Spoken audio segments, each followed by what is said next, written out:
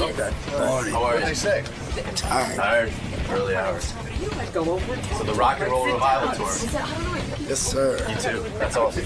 Yeah, I'm hoping to put that. Excited to see Howard. It's been a while, man. Yeah. Finally, and I'm not in too much trouble. Hey, what's up, Rev? Chilling, man. How are you, man? I rock hard. You excited to see Howard, Rev? I know the dude. He's all right with me. I'm not mad at him. He's the king of all entertainment and all that good stuff. Well, like I said, Kid Rock and Reverend Run are here from Run DMC. They're together on tour with Leonard Skinner. Oh. Skinner, nice. Yeah. And we always like to see Kid Rock. Last we saw him, I think he got into some fight or something. There's the Reverend Run and Kid Rock, two superstars. Look at this. Two guys who are lucky enough to be in rock and roll and making money in the music getting business. lots of poontang. Well, I don't know about Reverend Run. I hear you're like all serious. He's married, got lots of kids. All that religious stuff, man. Yeah. You went to, what's going on with these? I don't know. Cut the budget. I got to fix his headphones, Howard. Why? Because you got to put the headphones on the full way, because the microphone's right up in his hat. That was the noise we heard before. Let me see. But I can't put my hat on, though. Screw the There hat. you go. You don't There need you a go. hat. There You're a you go. good-looking guy. Yeah, Dad, put the hat over there. There you go. You just destroyed your whole look. You put together a beautiful look. So I don't even know where to begin with you two guys. You're out on tour together, is that right? Yes. Yes. And how does that come about? How does Run DMC and Kid Rock and Leonard Skinner all hook up? Is it relevant? Well, he came to town about 2 years ago. Was it 2 years or a year? Yeah, but a friend of mine. All right, whatever. So he came to town and he called me, and I was like, what's up? I don't know why he called me. I guess because I got pretty popular with my TV show. He thought I was worthy. Yeah. The TV show took off, didn't it? Yeah, We got a kid here, this high-pitched mic. Loves the show. Yeah, so it's in its 5th season. So he calls me. I'm like, oh, cool, Kid Rock. So he says, where you going? I said, me and Russell are going to the Hamptons. He's like, can I go? Like a little kid. Right. I was like, I'm getting ready to jump on my plane. He said, get on my plane. Mine doesn't have propellers because I was just taking a little prop plane. So we get on this big baller jet and we go out to the Hamptons and hang. Have fun. We go to the Prince concert. Is that what life is like for Rock stars, wealthy rock yeah. stars? You guys fight over whose plane you're going to take out to the Hamptons? Well, we took his because his didn't have propellers, but we couldn't land in the smaller one. We had to land down the block. Kid, how is it possible to stay relevant with today's kids who are angry and defeated when you're flying around in planes? I was just talking to Dee Snider about this. He said after a while it got hard to write hit songs to stay in touch with the kids because you got the planes, you're running off to the Hamptons. It's got to be tough, right? Yeah, but I'm still fighting in a Waffle House, so I'm... Did you hear about that? Yes, I read that. Yeah. What happened? That's got to balance things out a bit, doesn't it? Rev, what do you think? Does he have a mental problem, Kid Rock? Oh, totally crazy. He's totally crazy. Out of his mind. But you know what? I'm there on the tour and I pray, but right after I pray, he goes back to sinning and we go back to praying. So I'm kind of like the balance dude. Have you ever tried to bring him to God? To the Lord Jesus Christ? We had communion in the back of a limo. Yeah. Does he have an issue, an anger issue? Honestly, what is wrong with Kid Rock? If you mess with him, he might punch you in the face. It's very important that he punches people in the face, and I can't stop him from doing it, so I just, tell him to take it easy on the band. But it is weird. You were in a Waffle House. You did a very generous thing. First of all, you're sitting there, and it occurs to you to buy everyone in the Waffle House, I guess, breakfast, right? Yeah. Right. Gave all the girls there a big tip, just they're feeling good. It was a good night, great show. Record was #1. We just had something to drink, so we were like, like anybody else, let's go to Waffle House. Let's go to the Waffle House. You go to the Waffle House, you offer this generous thing, and some kid is there. How old is this guy? I don't know. Yeah. Young man? Old enough to know better. Okay, so he walks up to you and goes, oh, you Kid Rock. What's he He's just sitting in his booth being a jerk. He's eating with his fingers. I guess he's like the local drug dealer or something is his reputation, like some tough kid right around the block. And then it just turns into this and that. I can't really get into everything because you still got all the court system going. But You're in court on this? Oh, it's one of those, of course. He was sitting there saying, man, okay, I'm going to sue you. You see with his finger, I'm going to sue you. Well, this is after. I'm going to get all my boys and kill you. Let me understand Went this. down. Let me understand this. He said you go and buy him breakfast. And I offered to buy him breakfast. Right, and he says, fuck you, you're an asshole, this kind of thing, this kind of shit. He's saying bad stuff about one of my girlfriends from Atlanta. He's just really being a jerk about everything. Then finally I was like, you know what? You're a pig. I go, you eat like a pig, you look like a pig, you are a fucking pig. And then he says, good, hit me because I'm going to sue you. Yeah, basically. That's what you say. And you comply?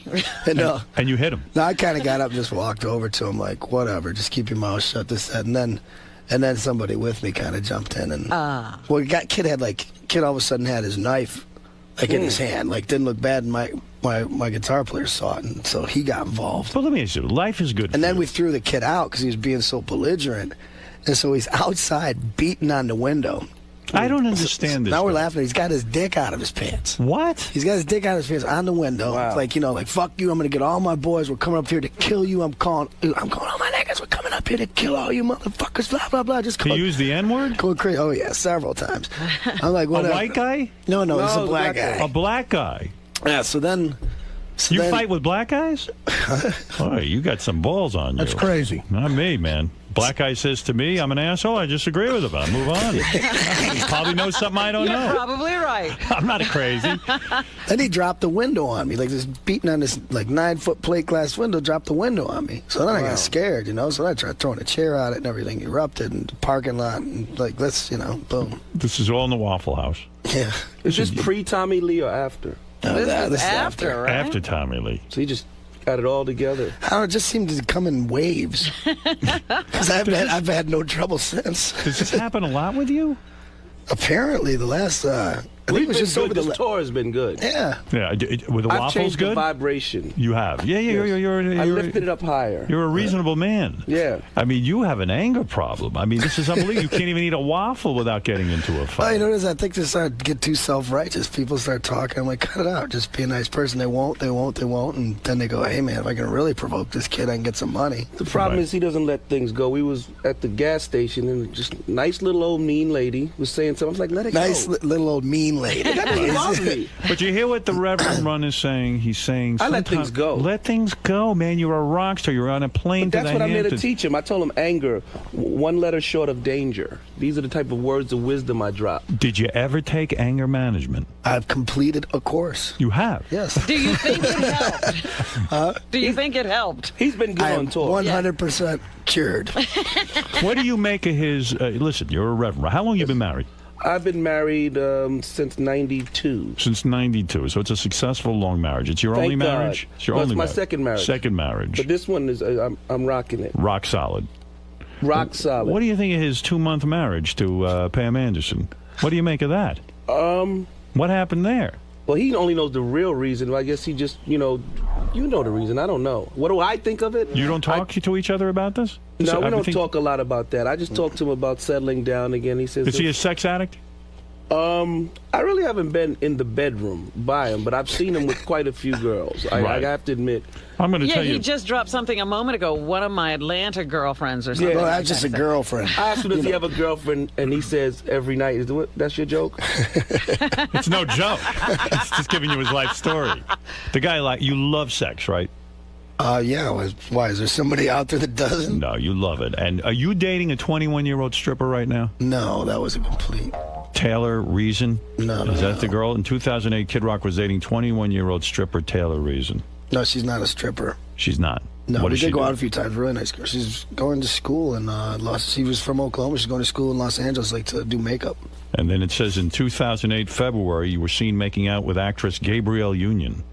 No, we weren't making out. You never got her? No, we were just hanging out. You were hanging out. Paris Hilton denies rumors that you were doing her, but it's pretty well known in No, most no, circles that you took a little sample on that. No, too. I did not. You didn't. No. No, the Reverend Run is shaking his head no. Right, How do nah, I didn't know he you told just- me he didn't. you discussed that with him? Yeah, I You told him we counseled took him. communion in the back of the limo. I'm really there as not only a rock and roll dude, but kind of like a reverend rock spiritual advisor type guy. That's terrific. At 2008, who was the chick you brought to the Grammys? That's Diane? my friend Diana. What do you mean? She's like a friend? sister. Like a sister. You don't bang her. I don't bang my sisters, Howard. She's a no. model. He's got nothing but friends and sisters. Model. What does Diana? What does Diana do for a living? She has a swimsuit company. Yeah, and she's a model, right? You want to hear the funniest thing? You know the chick that got caught with Spitzer? You know that chick with her in the white swimsuit? Yeah. When you, That's one of her swimsuits. Is that no? Okay, but let me ask you something. Did you ever do that, chick? No.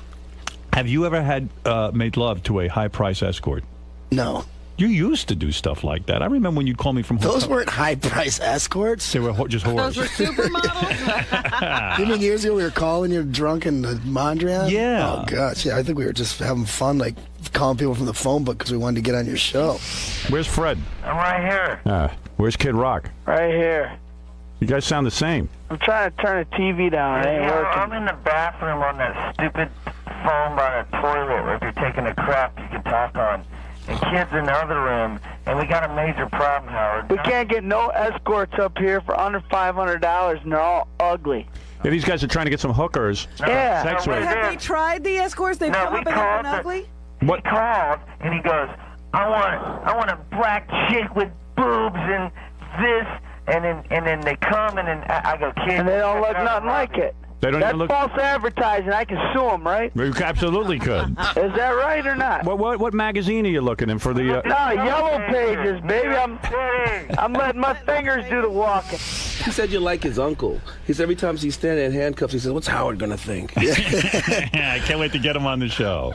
Well, I got to tell you something. You two. No, I said, you're like my. I said, you're like this weird I uncle. heard. I hear you. I follow everything. Trust His me. mind is moving I'm as quickly. sharp as can be. Is it who is wealthier, Reverend? You or your brother? Oh. Your we brother kinda is a share the mogul. wealth. It kind of flows in the family. Like we have businesses with. Well, we sold Fat Farm, and now Russell's richer. Let me just put it. Russell's richer. That's talking on a boat, richer. It's Russell. It's Russell. Yeah, Russell's richer. Russell's older than you, right? Yes, He's the big brother. 7 years on me getting the money a little longer. Right. So he's a very successful businessman. Yes, Russell. yes. And you do this reality show. Evidently, your reality show a good show. is a good show because we have a kid here, High Pitch Mike, who actually, this is an amazing testament to your show.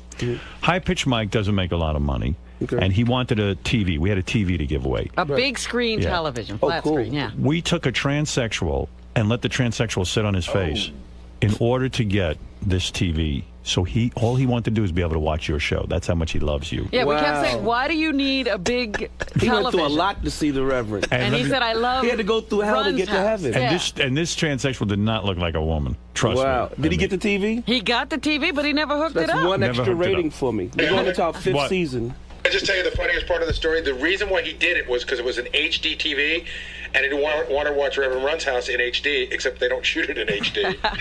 After all that. Could you start shooting in HD for this kid? I'll see what we Yeah. can do. I'll talk to my producers. So tell me what's going on here. So who are you banging? You always make it seem like every woman's your friend. What's going on? Give me some excitement. What's going on now? You've sold 20 million albums, Kid Rock. 20 million albums. That's a hell of an accomplishment. Yes. You got more money than you know what to do with. You got a private plane where you call the Reverend up and say, let's fight over whose plane we should take to the Hamptons. I mean, it doesn't get any better than that. What are you worth Things at this could point? be worse. Are you worth over $150 million? Who? You. No. If you have a private plane at your disposal all the time, I would imagine you need that kind of money just to fuel it up. Reverend, what do you think he's worth?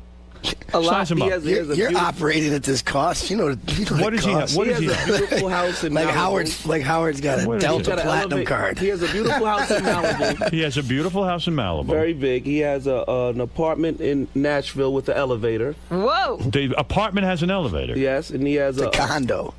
a condo. I don't listen. I'm from the old school. Apartment, condo. Does the elevator go right into his apartment? No, the whole building actually from the first to the third floor. The elevator. When you walk in the door, you can go from the first to the third floor. And he owns all the floors? Yeah. That's his- First, that's the his- second, and the third floor. in Nashville, and we actually sold out Nashville. The show was amazing. And then he has a big spot in Michigan, and with a lot of acres. Yeah? Only thing he doesn't have is horses, but he has acres. And you bring bitches there, if I may use that vernacular? Is that what you do? Is that the move? You seduce them with your toys? I have fun with my life. You have fun. So what is the fun? What's going on now? Who are you dating? Just kind of, You know who I was thinking you ought to get?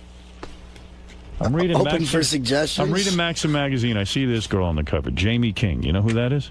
Oh, we went out together. You know he You had her? We went out in like 19. You got this one? You dated this one?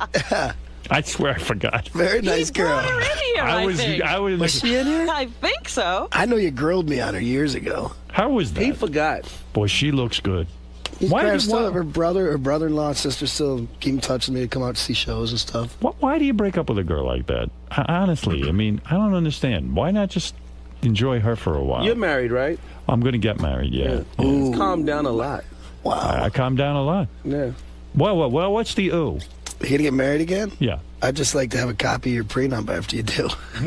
Let me tell you just something. in case I ever meet someone, I'm sure that you have already got all the I's dotted and the T's crossed. What happens with you? Amen. But what happens with you and Jamie King? Do you get tired of having sex with them? Tell me what goes on.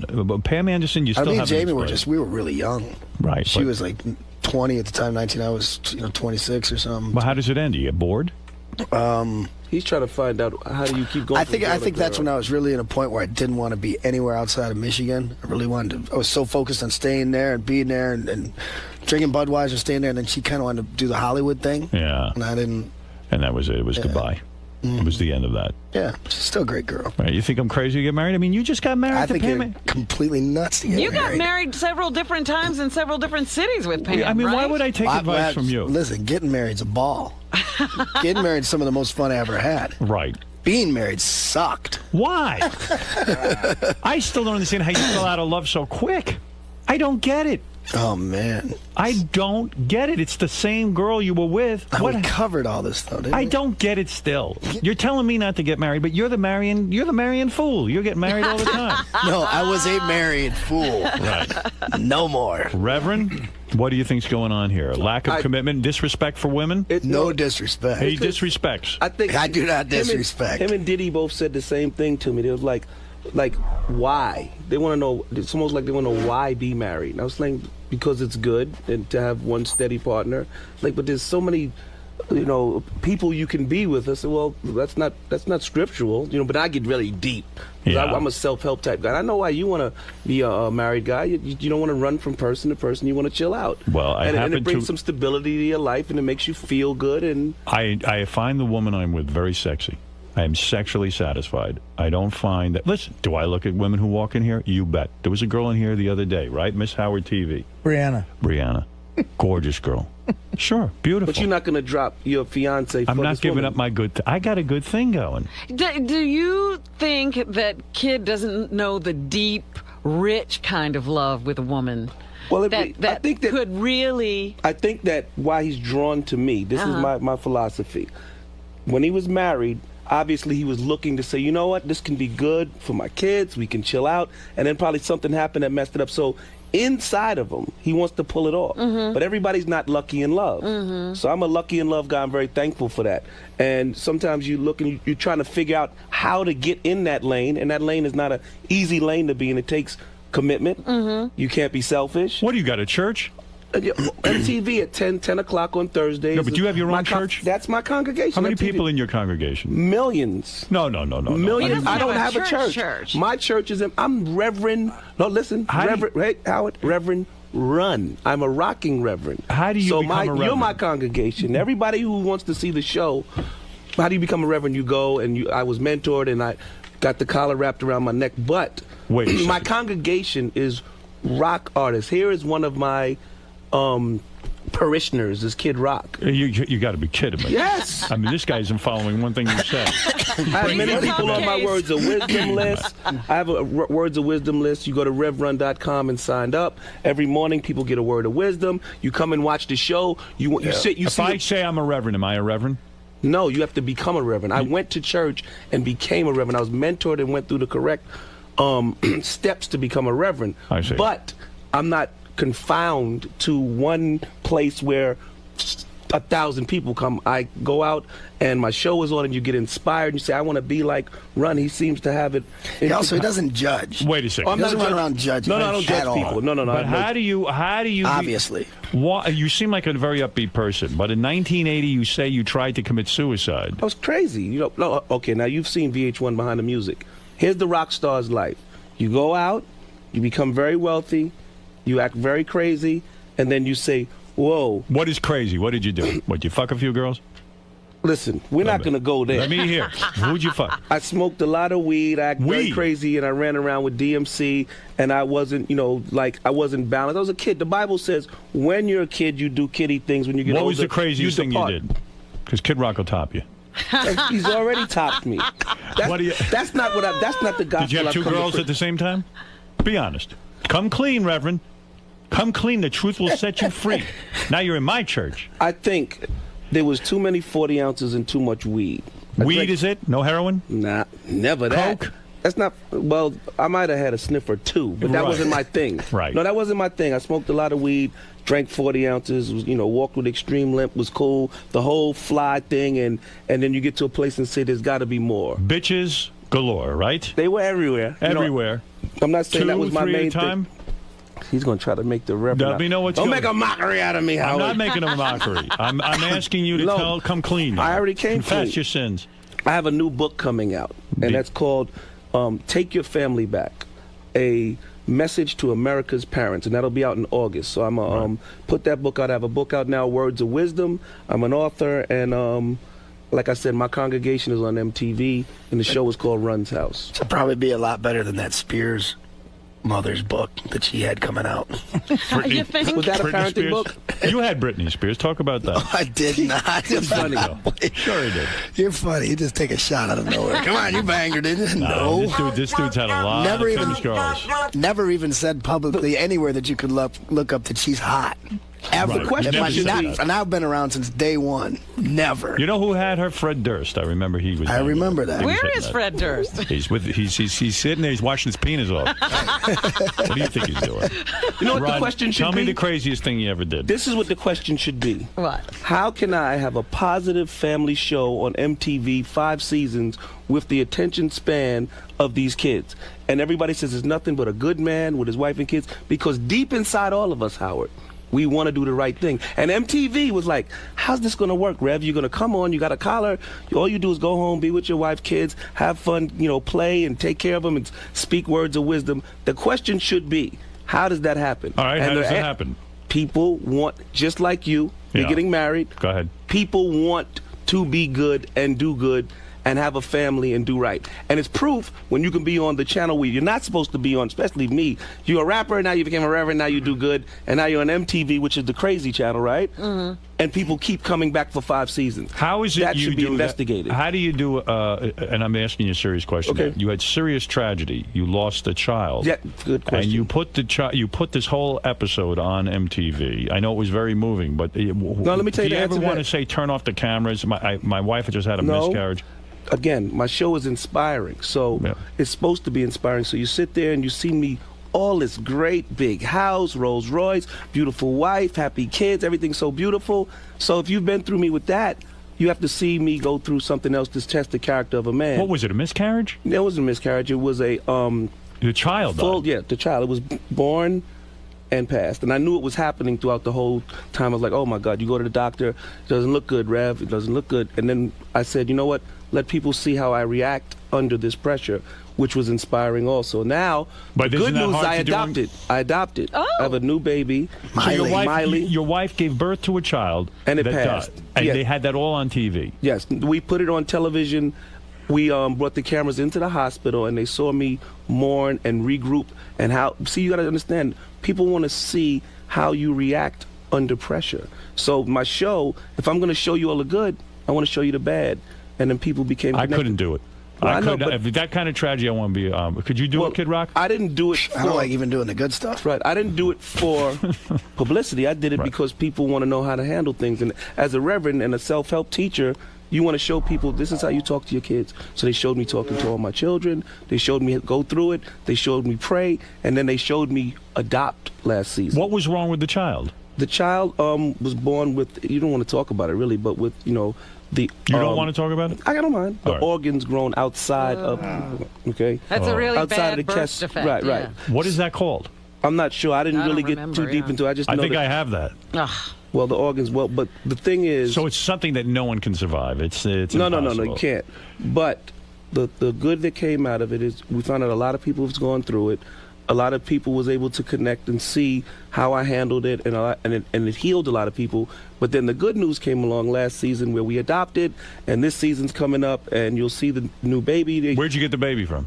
I'm not telling all that stuff. Why not? Because I don't want to get into all that. But the baby's from here, in America. From America? Yeah. Not an African child? You didn't go to Africa? No, just a normal African. Did you steal the baby? African-American, beautiful baby named Miley Justine Simmons, who is now 6 months. When I came off tour last night, she was in the bed with my wife. I kissed my wife and my baby, and then I got up and came back out here, and we're playing Madison Square Garden. That's terrific. Why didn't your wife just get an abortion halfway? If you knew the whole time, do you not agree because with I was just going to sit and let God's thing take its process. I didn't want to go through all the abortion thing, and we just was going to let life do what it had to do, and we handled it. And did you think through prayer you could have saved the baby's life? Was that what was going on in your head? In other words, yes. I not only think I could save the baby's life. I thought that through prayer I could find out, what am I supposed to do? You know, like, okay, I'm going through this. This is a lot, God.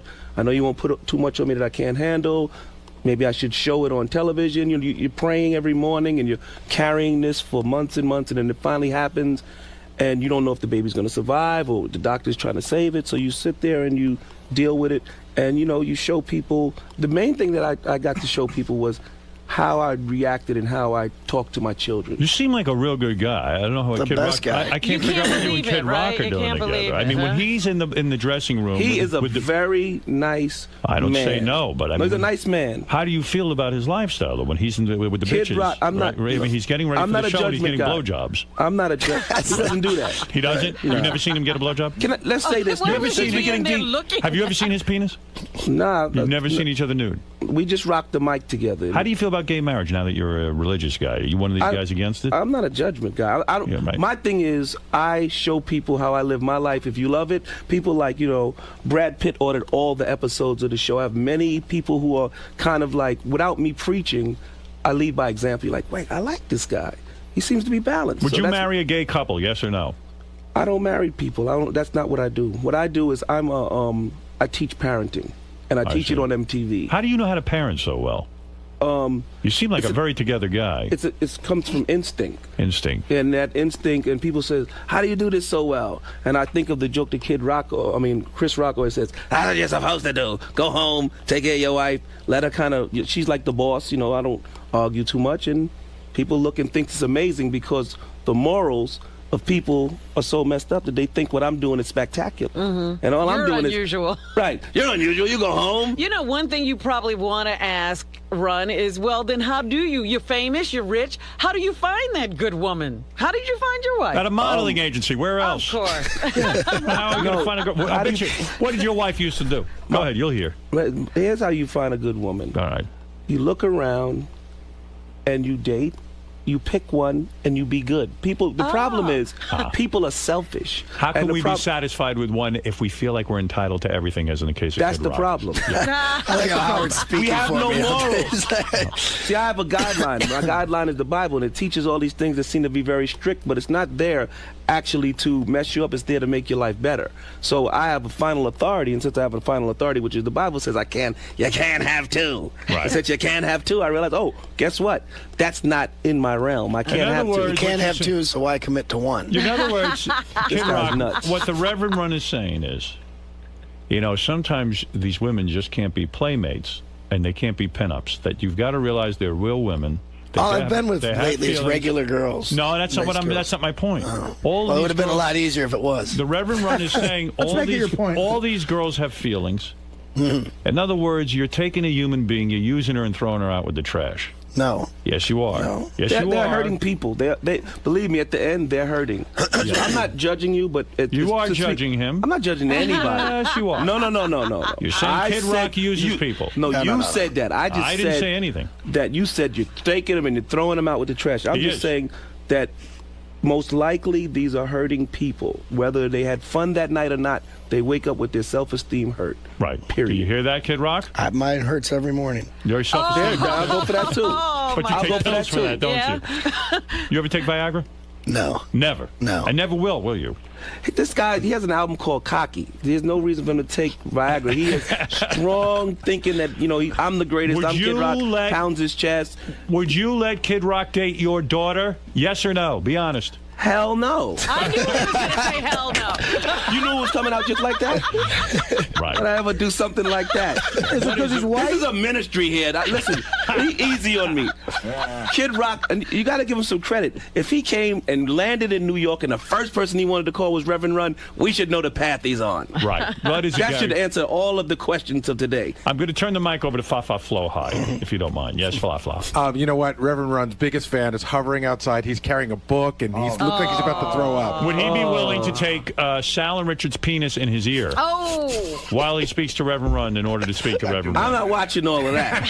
Y'all do all of that when I'm gone. The Reverend has a limit. Right. Okay, come on in here, High Pitch. You can gush a little. Let High Pitch Mike meet you for a second. Why are you such a... Go ahead, say what you want to say. Congratulations, first of all, on all your success. He has my book. Thank you. Beautiful family you've raised. Thank you. Talking to the microphone, Mike. The show is absolutely great. It's MTV puts a lot of rock and drugs and sex and all that crap on TV, but your show... that crap you don't have. Tells it like it is.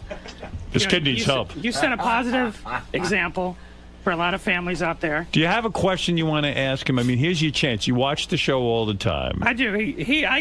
I don't go to church much, but I get most of my spiritual advice from. Do you get the words of wisdom every morning? Every day. I get it. Just go to RevRun.com and you can get a word of wisdom every single morning. You're really into Rev Run, huh? He's very down to earth, and he just says it like it is. I see. What's today's word of wisdom on the run? I haven't got today's, but Tell him I got it. You got the I didn't word. send it to you. You got yours? yesterday's. Oh, I got yesterday's. Hit him with yesterday's because I got up so early. Y'all messed up my flow. So, Mike, he's made you into the man you are, is what you're saying. Yeah.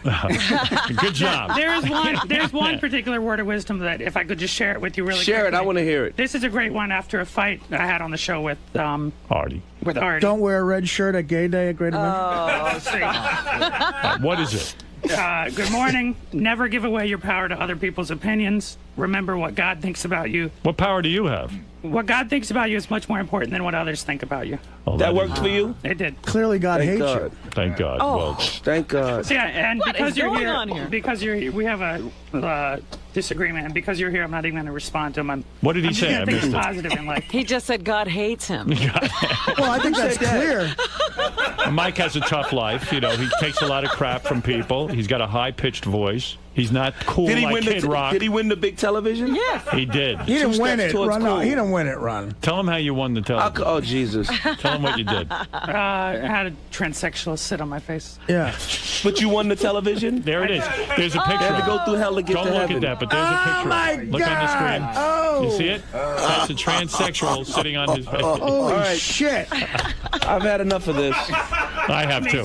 The person One question real quick. the person Go ahead, ask transformed from one a question to the Reverend. Yes, person sir. transformed Because from you're a reverend and you're a man of God, what do you think about all that's going on with Obama's pastor, this Pastor Wright? I think that he probably spoke in anger.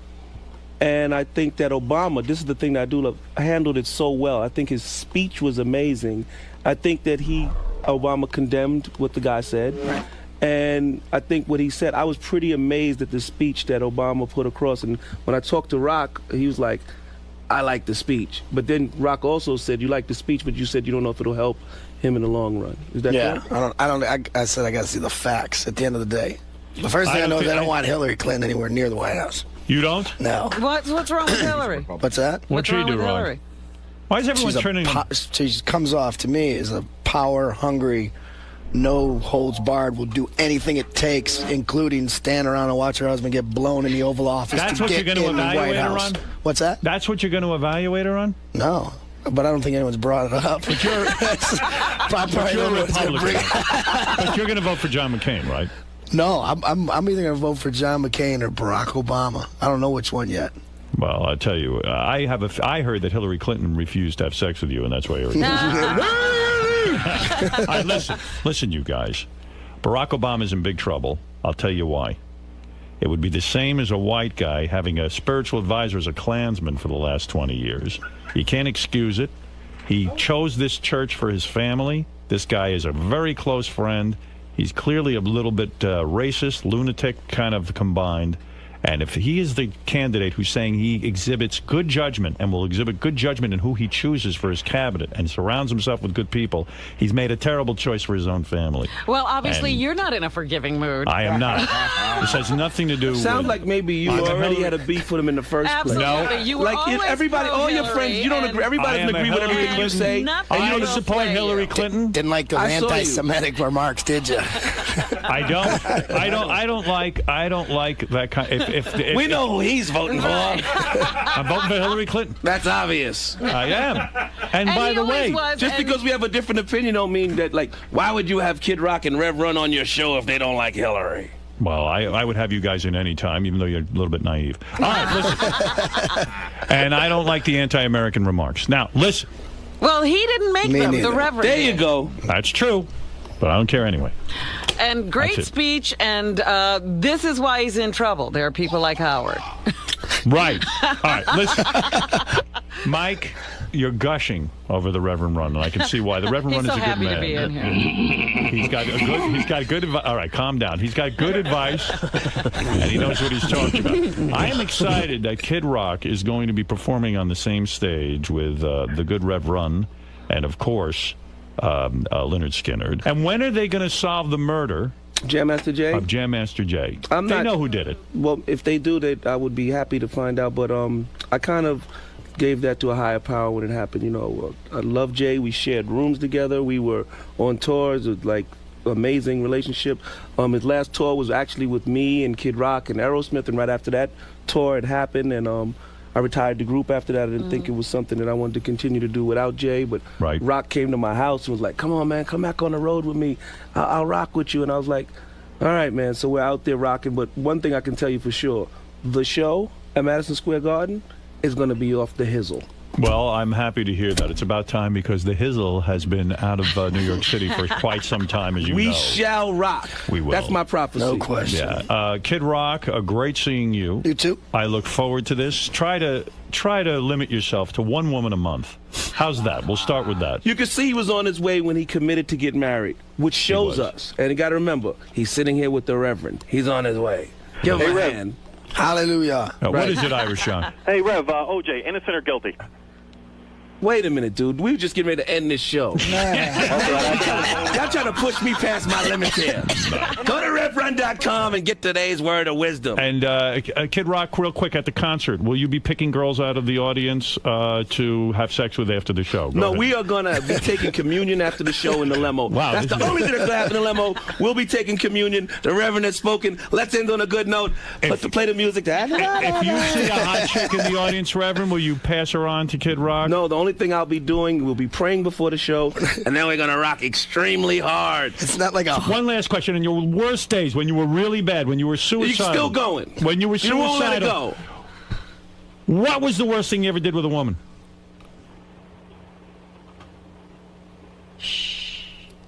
I'm a married man. You won't say. Boy, there was a movie that just went on in his head. Yeah. She's funny. Did you finish on a woman's face? That's what I think you were can't about say to say. that. He was about to say. You And the never- worst thing he thought of was getting married. Y'all ain't going to drive the Reverend crazy. How were you going to kill yourself? How were you going to do it?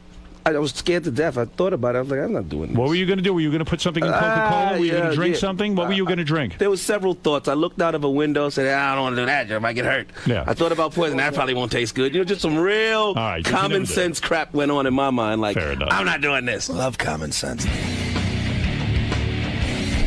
Kid, good to see Howard again, man. Very nice to see you. How do you avoid it when he tries to bait you every time about the girls you've been with? And He's been baiting me for, I don't know, but it must be 10 years now. I got it down. you got it down to a science at this point. Can't get you. Other people, yes, but not you. He knows what's going on. Rev, what'd you think about the Church of Howard? It's cool, man. I was happy to be here. I think it was really cool. I enjoyed the balance of the whole situation. Plus, I knew how to handle that dude. Now, what about your big fan, Mike, high-pitched Mike? Mike? Yeah, what do you think Him? about him? Yeah. He's the coolest. Mike, come on over here, man. Talk to Anybody supporting me, I appreciate this dude, man. He's standing up for the Rev when I'm not around, making sure my name is thrown around the Howard Stern show. Keep it out there. And he's done some serious stunts on, just to watch your show on high def. I had to go through hell to get to heaven. That's what I keep going through my mind. Mike, you finally met Rev. You've been sort of waiting for this moment for a long time. This is a big deal. I mean, this is a big day. If anyone out there has troubles in their life or needs some guidance, this is a guy to go to. So RevRun.com. You can get a word every morning. Started with Lisa G's show. Right. Well, not. I went to your church. You took me. Yeah, that's right. We went years ago. Yes. So, Mike, you use Rev's advice on a daily basis. I mean, it gets you I do. I tough start my times. morning, and it's not just me that gets it. CEOs get it. Everybody. Oprah Winfrey gets it. Everybody. Yep. And that's why you do it, Rev, for stuff like this, for people to apply it to their daily lives. Exactly. It's something that whatever I'm dealing with in that moment, when I wake up, I figure out how I'm gonna fix the problem, and I send the word out of how I untangle myself. And usually, people are tangled up in the same mess. Cool. All right. Well, thanks for stopping by, Rev. Grease. Right. But this is the guy who speaks common sense. Tells it like it is. I think I want to suck your big black cock. I think you're absolutely wonderful. I want you to take your big black penis and rub it all over my red chafed skin, and then fuck my eye socket until it straightens out. Thank you. Deli, they canceled your bagel? No. What is it's it? from Crumb's Bakery. It's not from Crumb's Bakery. You know, my cupcake is for Gary's charity, Lifebeat, which it fights, AIDS and stuff. And Gary came to me, and I like trying to do charitable stuff, and said if we have a cupcake named after you plug it, all the proceeds will go to this Lifebeat AIDS thing. And since we did that over a year ago, it's been a lot of money. It's been like substantial, like over $30,000, right? Okay, yeah, go ahead. It hasn't been that much, but they handed us a check for $10,000 a couple of weeks ago with more on the way. Right, and I was happy about that. So after this high-pitched mic tirade, I guess it got around to a bunch of people. And this is Lifebeat, the charity, writing a letter to Jason Bauer, who's the Crumbs guy. Okay. Dear Jason, it is with sincere regret that I write to let you know that Lifebeat can no longer accept donations from the sale of the Artie Lang cupcake. Wow. It has recently come to my attention. That Artie has made a very offensive statement on the radio regarding HIV/AIDS infection, as well as other remarks offensive to the constituency Lifebeat serves. I don't know what that is. A national HIV/AIDS prevention organization and advocate for people living with AIDS, Lifebeat condemns the remarks made by Mr. Lang and cannot, in good conscience, accept further donations from goods or services that are associated with Mr. Lang. Under the circumstances, I trust that you can understand our position. We do appreciate your past generosity and hope that your interest in Lifebeat's mission will continue with other projects. Wow. You got to feel like a real dick. Now, look, I do. What a heel you are. And I told Gary, You're gross. I said, You really are. What did you tell him? I got to talk about what the comments were, because I was in a most uncomfortable board meeting where this was discussed. You know? Yeah. And everyone's looking at me because I'm the Artie Lang guy. Yeah, so what'd you say? So here are the comments. I just shut up. I'd just be like, look, man, I don't know. Here's what happened. I can't defend him. They got well, emails. they know the comments. They heard it. They got email complaints from several people in the gay community asking, how can you work with a guy when Artie said on 2 different occasions to a guy, I hope you die of AIDS. Right. I hope you get AIDS soon. I hope your lover takes the rubber off tonight and fucks you in his ass with his AIDS-ridden cock. And you come in here tomorrow with fucking sores on your face. Why are you getting 40 so angry? fucking pounds. What is going on? You know what, Howard? Artie, what's going on? Howard, what's going on? Fuck you. Why don't you say something to him? No, I mean, what's going on? Why are you so mad? Let me leave before I get a CD thrown in my face. Let me leave before I get a CD thrown in my face. It ain't going to be a CD. It's going to be my fucking fist in your face. All right, get out of here, Mike. Because I'm a gay basher. Feel the shit from that sister comment, dude. Feel it all coming down on you, and it'll continue to come down on you forever. You'll be praying for AIDS. I was mad at an individual person, and yeah, but you on top of that, you're calling him a faggot. Yeah, your way of berating him was to say, I think you're gay. I told Gary I'll pull tapes of him saying the same shit to people. When straight guys get mad, they do that sometimes. I've heard Gary go. I didn't think I did it, and I already pointed out I didn't. He's right, but Fred plays it all the time. But he I calls think that, Elliot often a fucking homo, and I think that a tirade of go take another hairbrush in your ass. Yeah. You fucking homo. Fucking homo. Yeah, there you go. Have they heard that statement? Do they want to keep working with you, guy? Yeah, you might be off the board now. You're trying to get rid of me, Artie? No, I'm not. That I'm trying to say cock was fully encased in my mouth. What I'm saying is this. I'm saying I would be willing to apologize just because... Who gives a shit? Who gives a fuck? I feel bad that they're not going to get the money anymore. I mean, I would like them to Here's keep the thing. getting the money. Well, here's the bottom Oh, line. wait, can I ask 2 questions? Because here's what came from the meeting. I There's 2 really things. would. Are you sorry for what you said? Yes, absolutely. Look, I'm not sorry that I said anything to that Mike jerk off. But, if someone heard that who has AIDS or has a relative with AIDS or a friend, I realize how that can be very painful. And I'm sorry about that. I'm on a radio show and I say a lot of shit that's offensive. I would never want to upset somebody who had a disease like that. No. So I'm sorry about that. I know that what Artie... and again, maybe I don't agree with Artie's statement, but I do know as someone who tries to be funny 5 hours a day, and sometimes you get worked up on the air, and you're trying also to be sort of funny. It was his attempt at humor, but yes, but Artie has at the same had point, a number. He's had George Takei say to him, "You've got to stop this stuff." When did he say that? He said he said that after the same incident, just one time. Yes, but you've continued. Right. See, there was a second. See, there's a guy. Oh, here's what's going on. There's a guy that listens to our show who's gay, who's monitoring what Artie says, and then sending letters to the New York Times and the New York Post and all that fuck stuff. him. So it wasn't the first time. It was it was the So second if you're time. listening, fuck you. Get a life.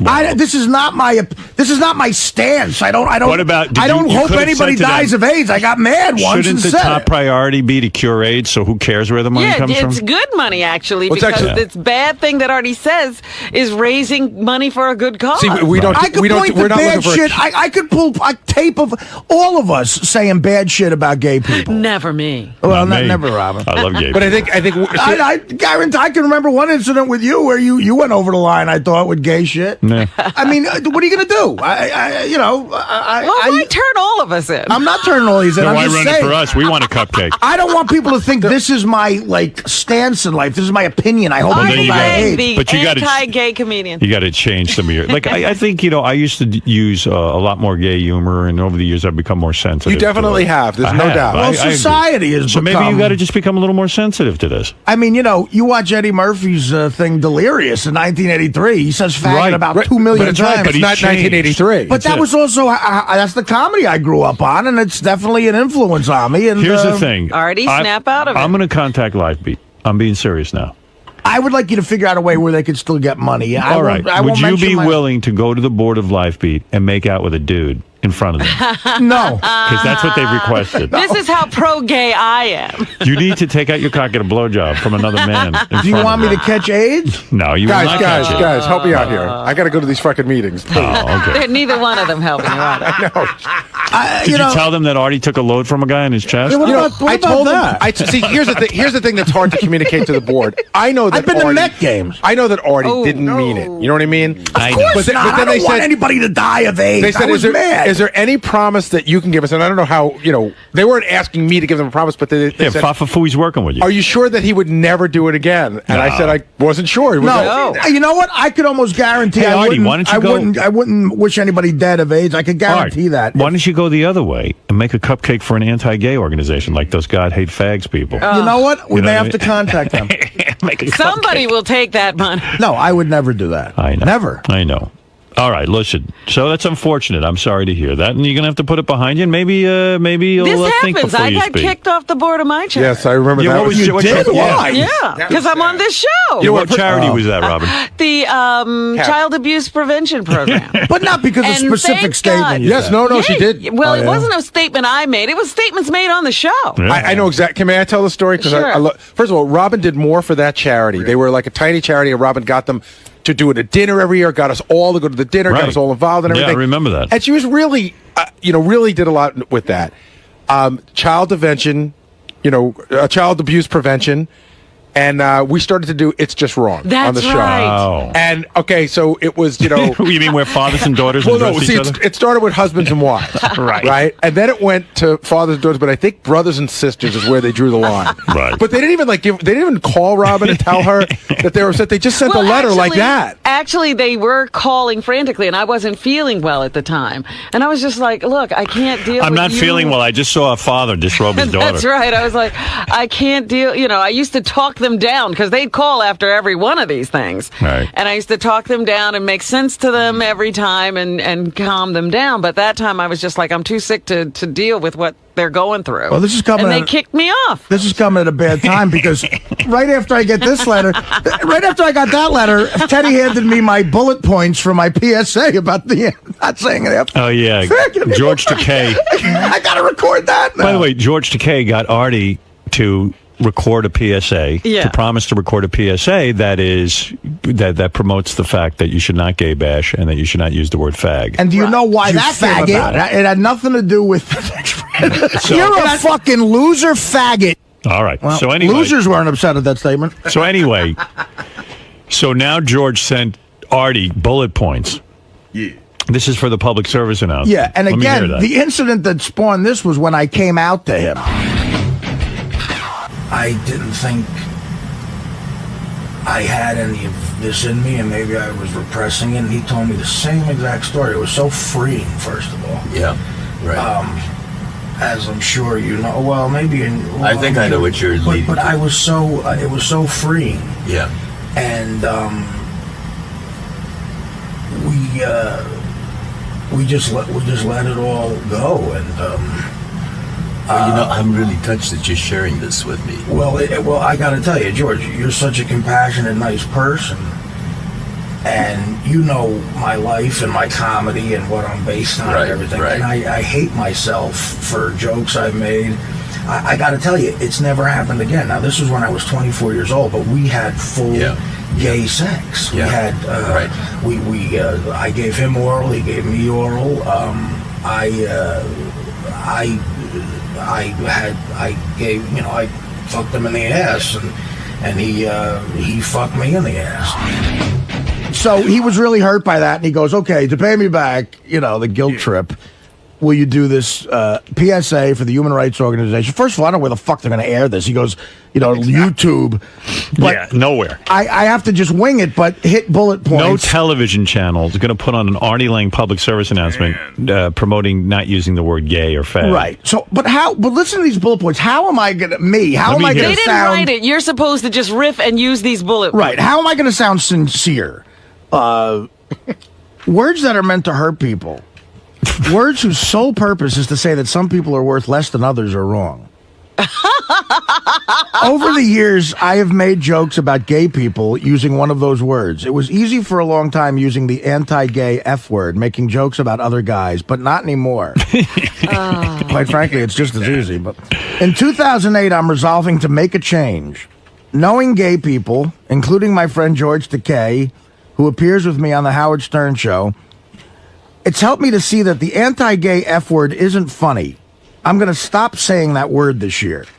At the same time, I know I'm not perfect. And sometimes I may slip up. So for all of 2008, I'm going to donate $100 to the Human Rights Campaign, the country's largest gay, lesbian, bisexual, and transgender organization. They're probably not going to take your money. Each and every time I slip up. If you catch me on tape, whoa, I didn't see this part. What? If you catch me on tape, on camera phone, anywhere there's a recording of me saying the word, send it in, and I will make the donation. Wait, Artie, so I might get to believe that not only is it if you say it on the show, but if I'm at a restaurant and I could catch you at a tirade, I could get $100 a pop? Right. Yeah, you can't even say it in your personal life. Wow. Dude. That could be a major... You're going to be broke. Yeah, I know. I hope. Well, my bookie's going to have to pay me now. Well, David Letterman supports gay people. He does, I have the call, him calling a gay bathhouse. You want to hear that? Yes, I love that call. You like that call? All right. Wait. I do too, if I could find it. Thank you for calling. How may I help you? Hi, how are you? I'm fine. Very good. My name's Vinny Favale. Are you familiar with David Letterman? Yes, I am. Okay. We'd like to make some arrangements to shut down the club for a couple of hours and have him come in. Have him come in where? To the gay bathhouse. Have David Letterman come into the bathhouse. Well, hold on, because here's Rupert. Rupert happens to be David's lover. Hold on. Okay. Hi. Hi. Hey, I'm Rupert. I'm in with Dave. Okay. We want to find a little bit about your facilities. All right. Let me put Dave on the phone. Okay. Hold on 1 second. Hello. Hello. Yeah. Is this the? Have I got the bathhouse? Yes. Yeah. Let me ask you something now. Because this is very between us. No problem. All right. Now let me. Are there towel boys available? They're not towel boys. Yeah. But there are guys in here, customers who come in here who wear towels. Right. And what's your nationality? My nationality? Yeah. I'm African American. Oh, black. Yes. I love it. So you're pretty well hung, right? Yeah, I'm pretty well hung. I have a lot of money, and I know you black people like a lot of money. Well, I would assume any nationality like What do you say we get together? Your penis and my money. You know we've got internships coming up pretty soon. You know. But I'm sure you can find. Stop laughing, you homo. Are you a top or a bottom, sir? I'm a verse. Oh, fantastic.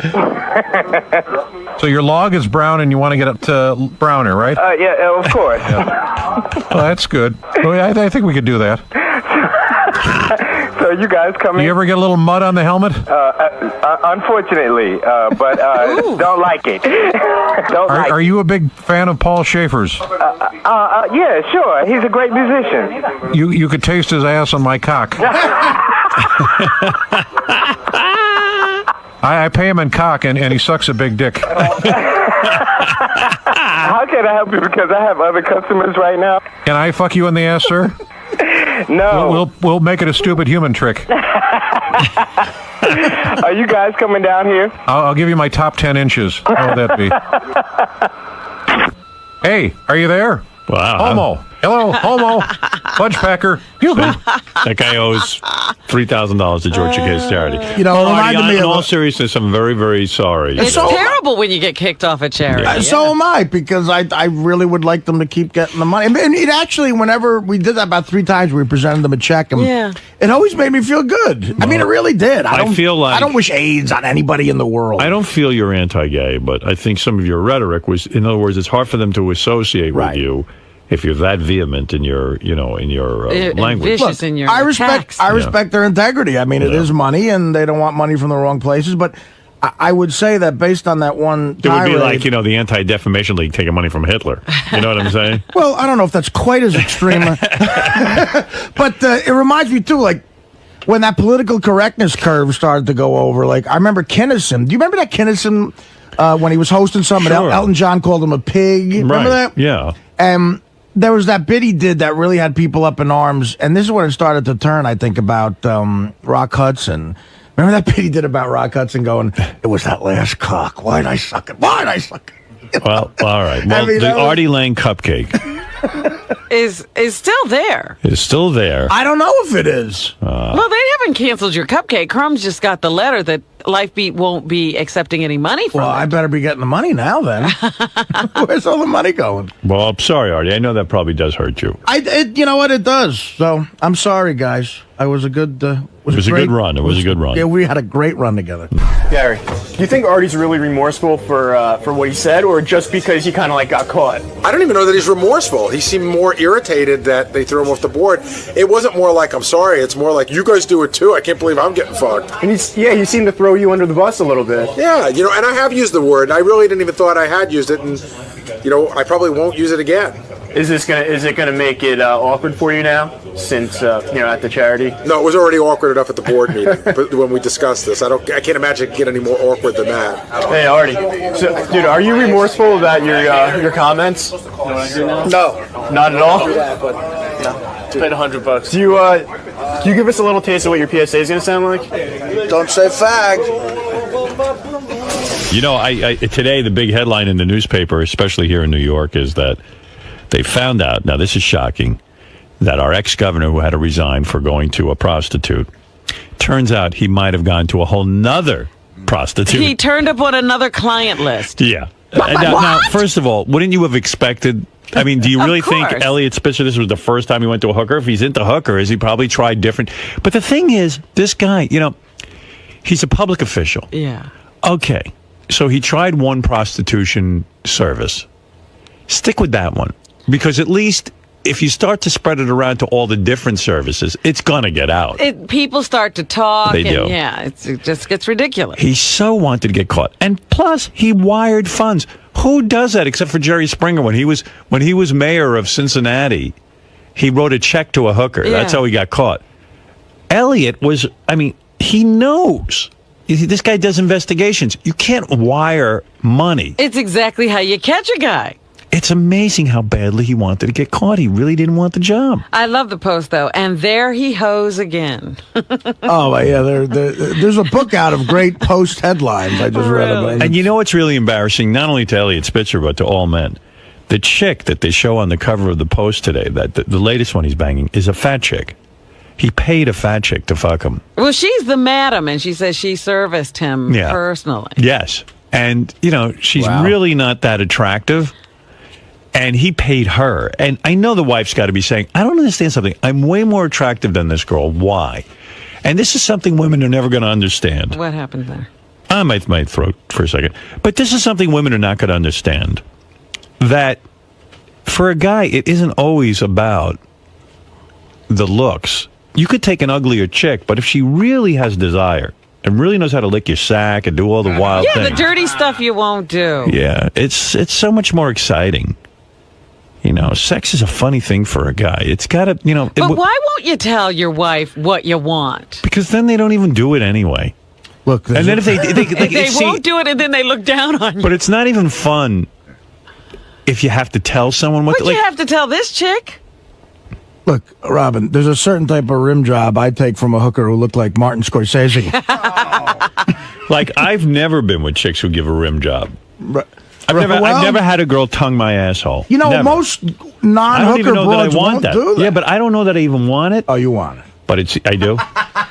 Listen, You've had that. This is one of the only time I had a threesome was with two hookers. All right. And I didn't pay for it though, but someone set it up for me. Well, how's that happen? I was in Vegas. You know what? I was opening up for Norm at the Rio in Vegas, and this guy who was like our liaison, taking us around to the show and dinner. I can't believe Lifebeat doesn't want your money. Wait till they hear this story. They'll start accepting the money again. He says to me, I see him, and this guy says to me, he's like a real party guy, and like Norm didn't want anything to do with him because he was creeped out by him. But you know, I would get into Vegas and. You know, sometimes I'd get like some ecstasy and take it to stay up all night. Oh, geez. And can't believe Norm was creeped out by that behavior.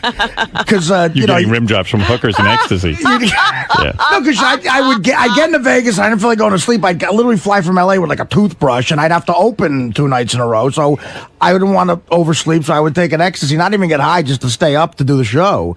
But this guy got me the ecstasy. So he knew all these contacts. Right. So after one weekend of that... Get to the rim job. Right. So he says to me... talking long-winded. Yeah, talk about a long-winded story. Jimmy Florentine's breaking up with you. A bunch of people laughing at that part of the story. Go ahead. And I'm doing backstory on the character. Go ahead. So the next time we go back, he knows I like to kind of party and hang out. So he says to me...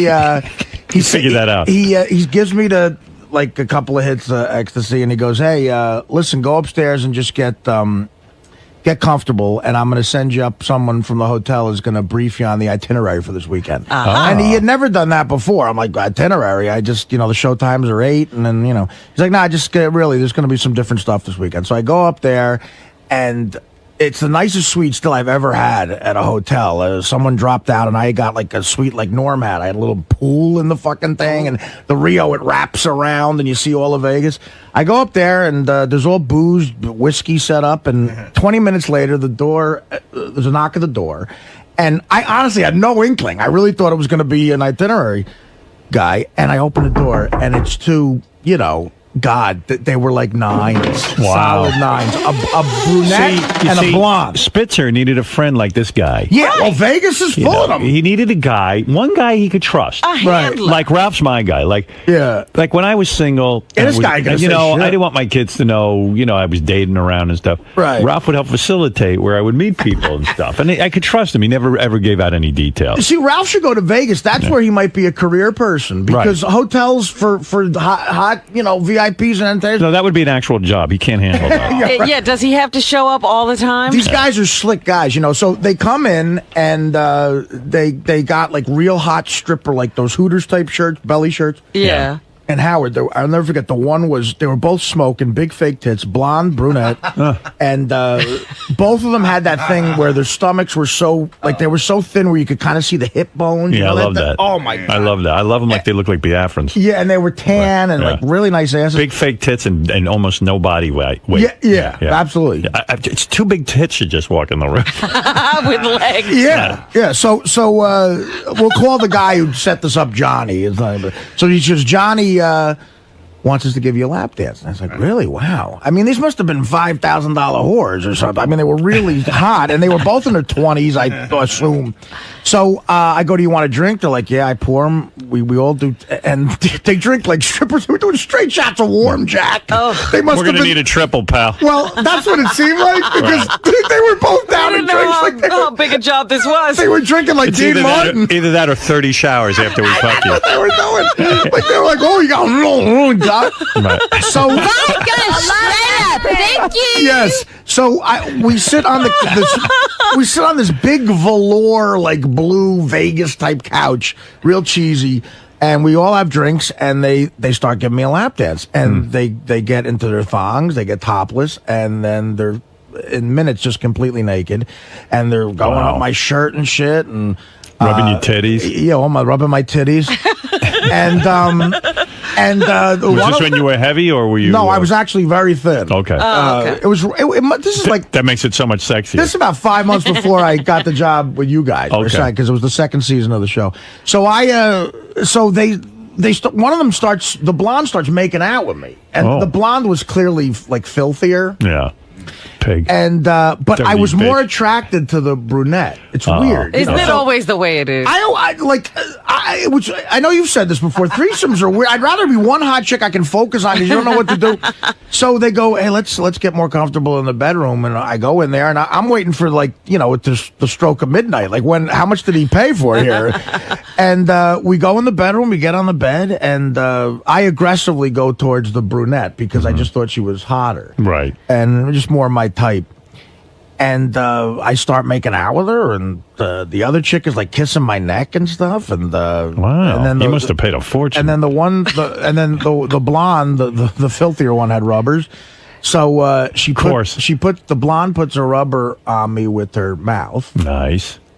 And then I lean over and I start banging the brunette. Right. And they don't care. I'm banging her, and at this point, sort of in my head, it was so much fun. But I'm thinking, is the blonde cleaning me out? Yeah, what's the blonde doing? I should have made the blonde clap her hands so she wouldn't steal anything. So you tell me the blonde put her tongue up your ass? So while I'm doing missionary with this girl, I'm wondering where the blonde is, and sure enough, I feel her starting to kiss my back. And it gets lower and lower. Oh my God! And she she just shoved her tongue in my ass. Wow! And I went whoa! Wow! I didn't know what to do at first. I was like, oh my God! And then you should have just taken a shit. And I was starting to think, when did I shit last? Did I shit on the plane? That's what I mean. But thank God I hadn't. I'd showered in L.A. Right. Wow. So. At first it was showered in L.A. At first it was startling. Do you forget the brunette you're banging? No. Or you continue your motion? I'm having intercourse. Did you blow your load in a second? So what happened was, at first it was startling, and I thrusted forward so hard I almost crushed the brunette. And then I was gonna say get out of there, and then man, she was good at it because she gave me, and it's one of the only ones I've ever gotten. She gave me a rim job. Wow. And a thorough tongue bath. It became so sensual. Really? And so erotic. Wow. I about 20 seconds later had the most incredible orgasm I've ever had. Banging the other chick. Do you think that was it weird that you just made out with her and you're thinking how many of the tongues, how many times she's tongued a guy's asshole? I was able to put that out of my head. Yeah, but you definitely don't kiss her again, right? No. So I gave after that I gave them both an ecstasy. And yeah, she needed it for generous. sure. And then the other one, then the blonde started blowing me again. Wow. And from the ecstasy though, it takes a long time to come. And she must have been getting a crimp in her neck or something. And up finishing, but it took a while. So I came twice, and Wow. you know, and I said, "Do I owe you anything?" And she said, "No, we have strict instructions not to take a thing from you." And they were good whores because they wouldn't take a thing. And I went back downstairs, and he was at the craps table, this guy Johnny. Right. And he looked at me. He was a typical like Vegas party guy. Like sometimes these guys are pains in the ass, but there's times they're the guy you want around. Right. So he goes, "Hey, how was the itinerary?" And I walked up to him and I said, the only thing I could think of saying, I said, "What, no redhead?" Wow. Well, do you know that on 2020 last week, they had a 2-hour series on prostitution in America? Right. And what they uncovered was these girls don't like their job. Yeah. What do you know? I asked them. Diane Sawyer to find But out. boy, they sure know how to act because, you know, she didn't need to put her tongue up Artie's No. asshole. I mean, that was pretty nice. She Pete, felt you're on the air. neglected, and I begged the guy Johnny, how much did you? I said, I got to know how much you paid him because, and you know what he said to me? He goes, "You know what? You'll be depressed. Don't worry about it, man. They're friends of mine." And he never gave me the number. But I said, "What if I want to hire them?" He goes, "I'll give you the number, but don't worry about it. It's not me." You know. That's Wow. Pete, so they got stiffed. She ate your asshole for free. No, I got a feeling this guy, you know, did favors for them. Right. Yeah. Pete, you're on the air. Hey now, what's up, Howard? Hey now. Yeah, I had an ex-girlfriend, Puerto Rican girl, and Say no more. You know, we were doing it, you know, and like Artie, ecstasy. First time I ever did it. She's like, I don't know, 4 or 5 times she's done it. So she's telling me, "Oh, I do this thing great," and blah blah blah. So she's like, "Just lay on your stomach." So I'm like, "Oh shit, what's going on here?" Next thing you know, she's got her tongue up my ass, and I'm freaking out. I'm like, "What the hell am I doing?" I'm all effed up from the ecstasy, and I don't know what the hell to think. I loved it. Every time after that, I had to do it. Wow. See, she did it once. Now she's eating your ass every single time. Right, yeah. Every single Well, time. it's a thing. I'm not going to say it's a thing Well, with we were Puerto Rican talking girls, about- but there's a guy I know, and who will remain nameless. Yeah. Who was dating this Puerto Rican girl, and he said to me, "I will only date Puerto Rican girls." He goes, "This chick put her tongue up my ass." He says, "The hairs on my arm stood up." Robin knows the guy. Yeah. And I said, "You kidding?" I said, "You think that's like a Puerto Rican thing?" He goes, "I've dated a ton of white broads, and no one ever put their tongue up there my ass. So only this Puerto Rican girl." And he says, telling "She's you, a it's real great. player." Well, what we were talking about was And then he went and why married a white chick. a guy goes to a hooker. Right. Right. And so you're telling me these women who claim to love you and want to spend the rest of their lives with you and They don't love you. plight you their troth, whatever that is, they won't do this stuff. They probably do it, but only under protest. Yeah, that's Robin's right. right. Will you That's eat the a guy's thing. ass? Honestly. You're like a proper I'm lady. not married to anybody. Yeah, but you won't eat a guy's ass. You don't want to do that. I have no idea. Nah. Well- I know you. You're just not eating any ass. A lot of guys, especially mama's boys like myself, Italians have that Madonna whore thing, Yeah. The wife You got to doesn't- marry a good girl. The wife doesn't do shit like that, but But it's also hot when a chick likes all kinds of wild shit done to her. You know what I mean? Sure. Yeah. So. Robin loves eating my ass. You're not supposed to tell. but that Jimmy, was Jimmy, does Robin ever eat your ass? She With loves a knife and a fork. All right, I got to take a break. I'm running late here. We'll be back right after these words. Hey, it's Artie Lang, and this is One to Grow On. I advocate getting rim jobs from 2 whores and a threesome. Brunette, blonde. If you can get a redhead and there's fire in the hole, that's great, as long as it's not a 3-alarm fire. Make sure she shaves. And it's an extra $50 for some of these disgusting, filthy slut cunts to lick your asshole dry and in sense use their tongue as a bidet and give you a rim job. So I'm for whores, I'm for threesomes, I'm for rim jobs, and I'm for America. And that's one to grow on. We should do the man boobs contest every day, Robin. I've never gotten such positive feedback. Really? on that it. was People liked it? one of the funniest bits ever. By the way, also winning people over, Artie and Gary. I like to tell Artie and Gary that they are going to Iraq, and doing that and visiting the troops is a wonderful thing. That is a wonderful thing. Not only are the troops seeing entertainment, but they'll be seeing family. And all who listen to this show feel a connection to the cast. It will give a lot of hope and normalcy to the lives of the guys that see anything but that. Artie and Gary God bless you to both you fat fucks. Wow, how nice! Isn't that nice? The tour might have improved. The tour might have improved tenfold yesterday because it looks like Colin Quinn may be able to come. Oh, you're very lucky. Yes. Hey, Howard, don't let Gary go to Iraq. It's a disaster waiting to happen. The location that they'll be at could come under heavy fire, and a sniper trying to concentrate on killing the enemy will be distracted by Bowie coming up to him and trying to make conversation. I fear that Gary will be bored, and the enemy will get the upper hand. That's a feasible plot. He will distract the troops because he is so hungering for conversation. Excuse me, does anybody have free time to discuss the war with me? I'm very bored of sitting in my tent waiting for the show, which I don't do. Artie's still in his sleeping bag.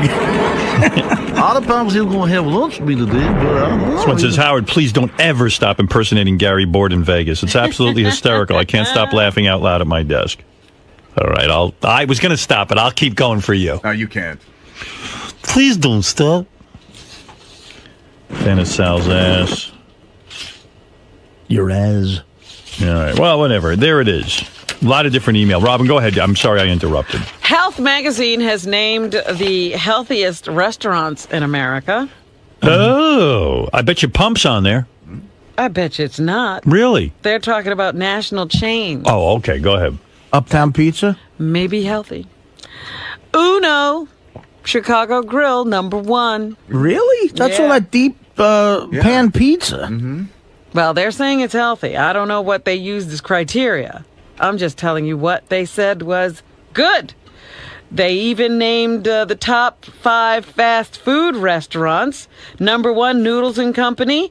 Chipotle Mexican Grill was #2. Cozy is #3. Cozy. I'm going to Cozy. I want some healthy fast food. Panera was #4, and Au Bon Pain. What's Au Bon Pain? Both. I'm going to Au Bon Pain. I'm fucking bored. Is there Artie promised me a 10-hour lunch at Chipotle. Chipotle. I pass by Chipotle all the time. I think it's like an appliance store or something. I hate that word, Chipotle. It's a great place for a 3-hour lunch. Which I'm going to have with Artie. Artie promised me a 3-hour lunch. Wow. I did. I remember saying it. Why was it going to be a 3-hour lunch? Because we had to catch up, and we were in Vegas. There's nothing to do. That wasn't me. That was the ecstasy talking. I'm sure I wouldn't have been bored if I had my Dancing with the Stars on TiVo. If we go to Vegas, we're probably going to need to have a 3-hour lunch. There's nothing to do. What people can't see on the radio is the face you make right after the... You cross your eyes and put your teeth way out. I will walk back and forth between Art of Shaving and Chipotle until Artie wakes up. I'm wondering how many times he looked out the door just to see that Do Not Disturb. I just walked to Art of Shaving. Took me 10 minutes there, 10 minutes back, and Artie's sign is still on his door. You know, I just Do not disturb. I just picture Gary. I told him I'd wake up at 11. I slept till 7:30 p.m. Artie swore to me he'll wake up at 11. I was almost late for an 8 p.m. show. I can't believe he's sleeping through our 3-hour eat and greet. I'll go back down to Art of Shaving. I promise you when I get back. Because my shave will take at least a half hour. What's that? They're full? Oh, no. Let me call for a massage. I don't want to go to a store. I don't like to shop. I already read a book. I already did everything. I watched TV with Nick. Let's go visit Teddy. I'll go to Teddy's room with Nick. Yeah, because that'll be exciting. And we could take pictures of how we look.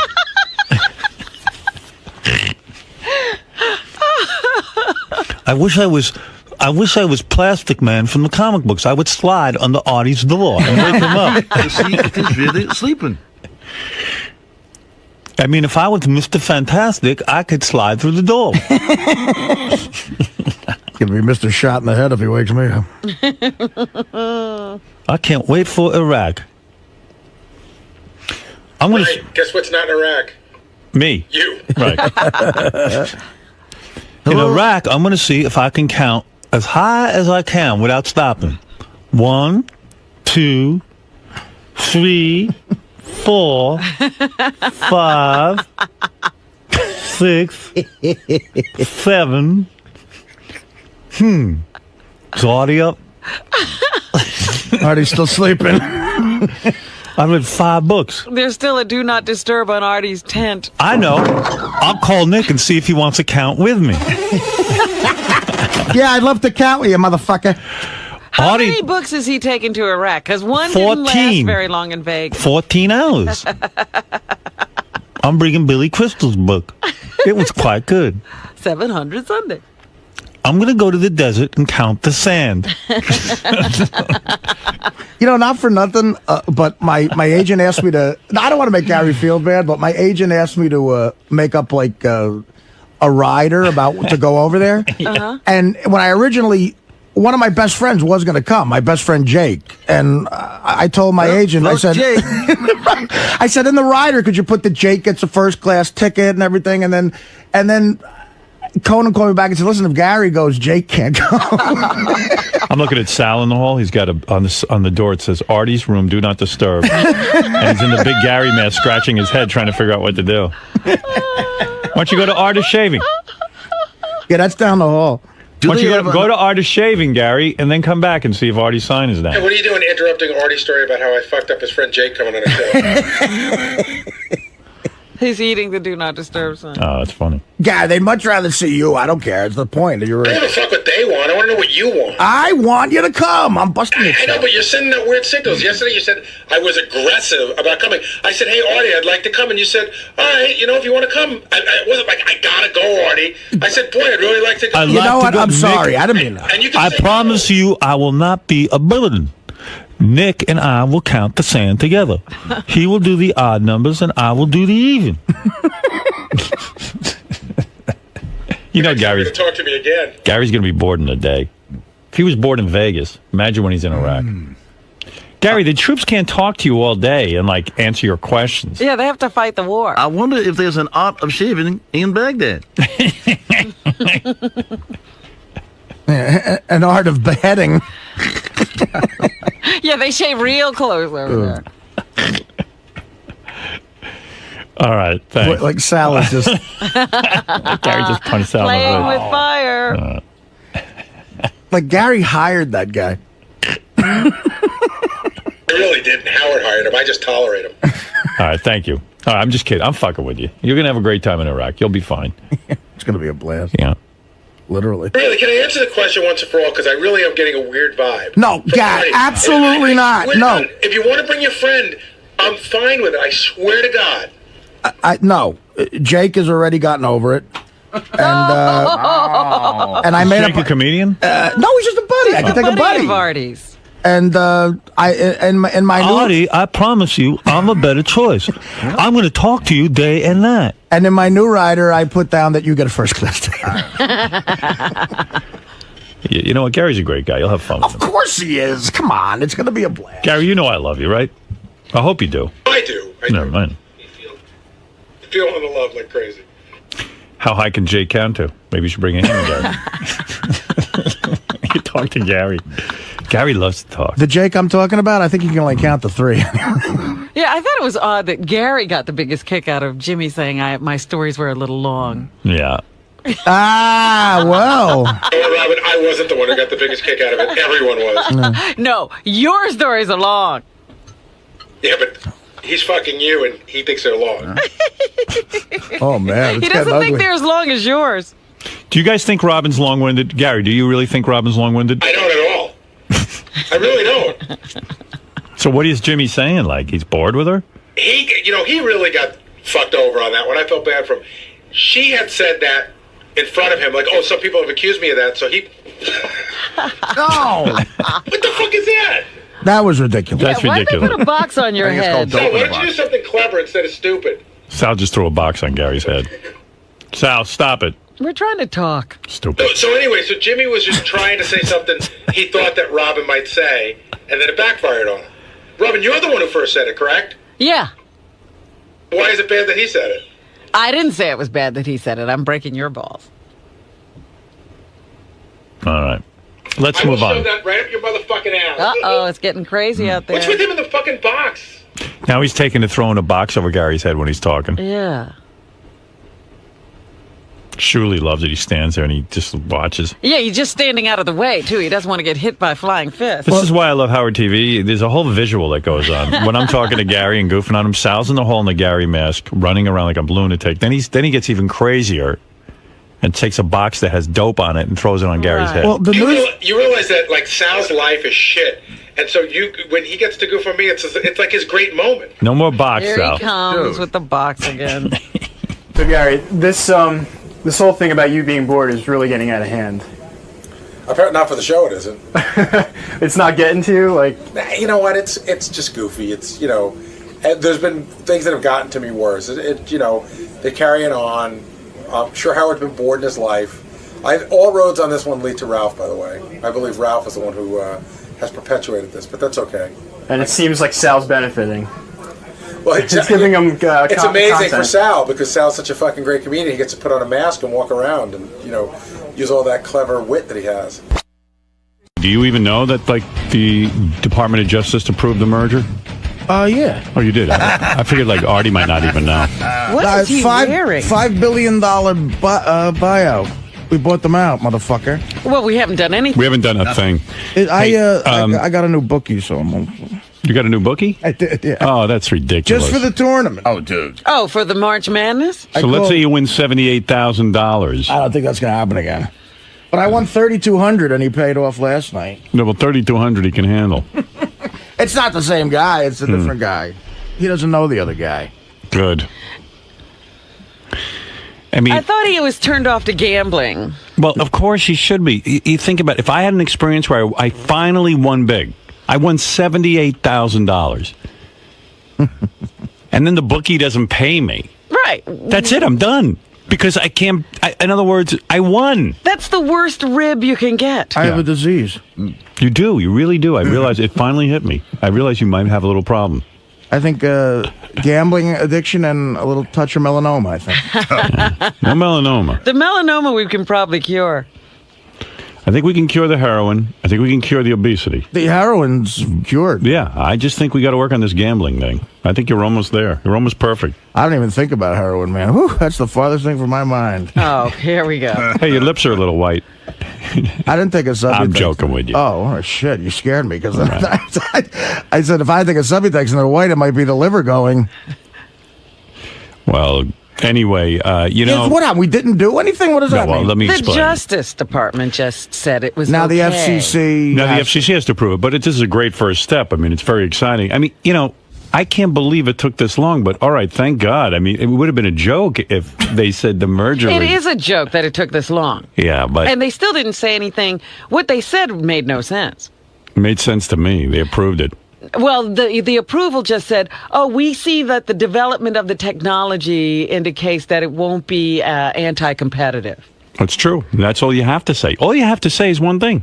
It's not a monopoly. That's all you have to say. Right. They don't know That's anything what they about the said. development of the technology. Sure they do. No, they don't. No, because we had to put in our filing, according to what I read, about what the technology has to be in order for the merger to occur, in terms of what the consumer will have to get, in terms of tiering and all of that. That's not what makes it anti-competitive. All right, just be happy. All right. It's bullshit is what we're listening All right, to okay, here, okay. coming out of the government. All They're right. trying to make excuses They for did why it something took them good. 13 months. They did something good. They took a good hard look at it and they Now approved let it. the FCC take another 13 months. Well, hopefully they won't. Yeah, that's the catch. The I feel bad FCC for these will- two companies because, listen, they've invested billions. When I say billions, I mean billions. A bunch of guys Billions put up with a B. billions of dollars on technology that isn't proven to be a moneymaker or anything. And then as soon as they announced they want to merge, the NAB, the powerful National Association of Broadcasters was against this thing. I mean, we don't have to go over the history. And it hasn't been finally approved by the FCC. But there's no even guarantee, the companies merge and they become this, powerhouse. No, this is still an emerging technology. And, they're carrying on and keeping this thing from happening for so long. And meanwhile, companies are bleeding and it's costing them a lot of money. And you got guys like Jesse Jackson who go, yeah, give me 20% of the company for free. And I don't want to invest in anything. I'm black. I deserve it. I mean, it's a bullshit argument. And then you get the NAB going, yeah, give us part of the spectrum, for free. Because we're radio broadcasters and somehow we're hurt by this. And then you got some other group going, well, why don't you regulate it? It's just like wolves pulling at the carcass. Anytime you give people the opportunity, it's just the freaking nature of people. It's crazy. But anyway, I was very pleased. I got a phone call. The person who tipped me off that the Department of Justice had just approved the merger was Tim Sabian, got to me first.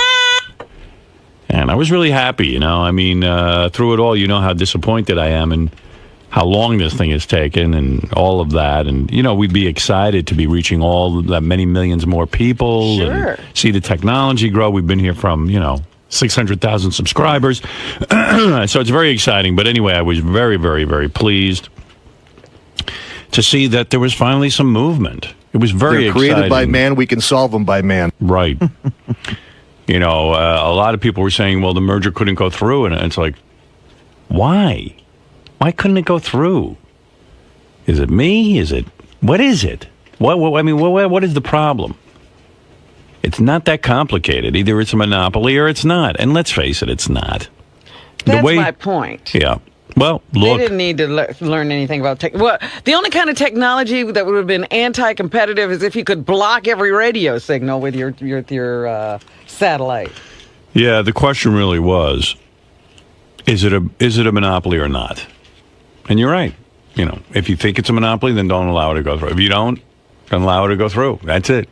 Did the stock move at all because of this? A little bit. But, again, it hasn't been approved. It's only been approved by the Department of Justice, which is great. I think in the history of mergers, I don't know. Listen, you're getting information here from a guy who's, almost retarded. This is his first merger. I've never been a part of a merger. Well, we were part of the Viacom situation. That's true. Where CBS and Infinity merged, and then, you remember all that. And then CBS was bought by Viacom. So we were part of all of that, but I don't know. Somehow I didn't feel very connected to that. I don't know about you, but... And it was conventional technology, and it was at the time where they were loosening regulations and all of that stuff, so it seemed a lot easier. I got very emotional, to be honest with you, when I heard that the merger had been approved. Forgetting the financial interests and all that stuff. I'm talking about, I guess what I feel emotionally invested in this company because it was like a big deal leaving terrestrial radio. I had a pretty good career going there. We all did. And... then all of a sudden to say, I believe in this technology, and I really do. And to say, I think this is the future of broadcasting, the future of radio. And having everyone saying, well, they only have 600,000 subscribers, and you're going nowhere, and, you're spinning your wheels, and you're not going to have the juice, and all this kind of stuff. And now all of a sudden, you're talking about two companies coming together. You're talking about a 15 or 16 million person subscriber base. And the important thing is now when cars come off the assembly line, people will essentially get one satellite, which will be on. Yeah, and they can have everything, baseball, football. Well, all I'll the tell programming, all the music. You talk about that, Robin. I'm reading about the merger and all this, and then I see one guy. They interviewed a guy who subscribes to he subscribes to XM, and he goes, "I'm really excited because I pay for this thing every month." And now I'm getting football and baseball. And he says, and I haven't been able to get Howard Stern in my car. I'm excited about it. Mm-hmm. That's the key. I mean, why should the consumer who's paying $12.95 a month not get all of that? Now, that's the only thing that they're not considering. That, people are being denied certain programming by keeping us apart. Yeah, I mean, it's good for the consumer. It's good. I mean, listen, it's good for business. This is a country that's hurting in the business area right now. A lot of big businesses in our country are hurting. Yeah. Well, I heard one of the news reports, and afterwards they said, some people feel that consumers might have to pay more if these two companies merge. Consumers don't have to pay at all. Right. This is not a life or death satellite. You can live without this. Trust me, you can live without it. I wouldn't want to see you living without it, but No, but if it gets too expensive, that's what people will do. They'll turn away, and Right. then we'll have to deal with that. That's how you keep the prices under control. Mike, you're on the air. Good morning, everybody. Hey. Hey, Howard. When am I going to be able to start watching Yankees? Listening to Yankees games, man. Well, this hasn't been, the FCC still has to rule on this. Right. And But what I was going to say before is, supposedly, someone told me this, in the history of mergers, that the Department of Justice, whenever they approve of something, the merger usually follows. Like, it's never been a case where they... Well, the FCC was waiting to see what the Yeah. Justice Department would rule. That's Right. what they kept saying. Right. The only reason why they would. The one thing I read on the little web page that I saw in their statement, they said that people don't usually jump from one. Usually, when they buy the equipment, it's exclusive to that company, and once they have it, they usually don't jump ship. But he didn't mention all the people that were dropping XM at the beginning and going to Sirius because it's a better product.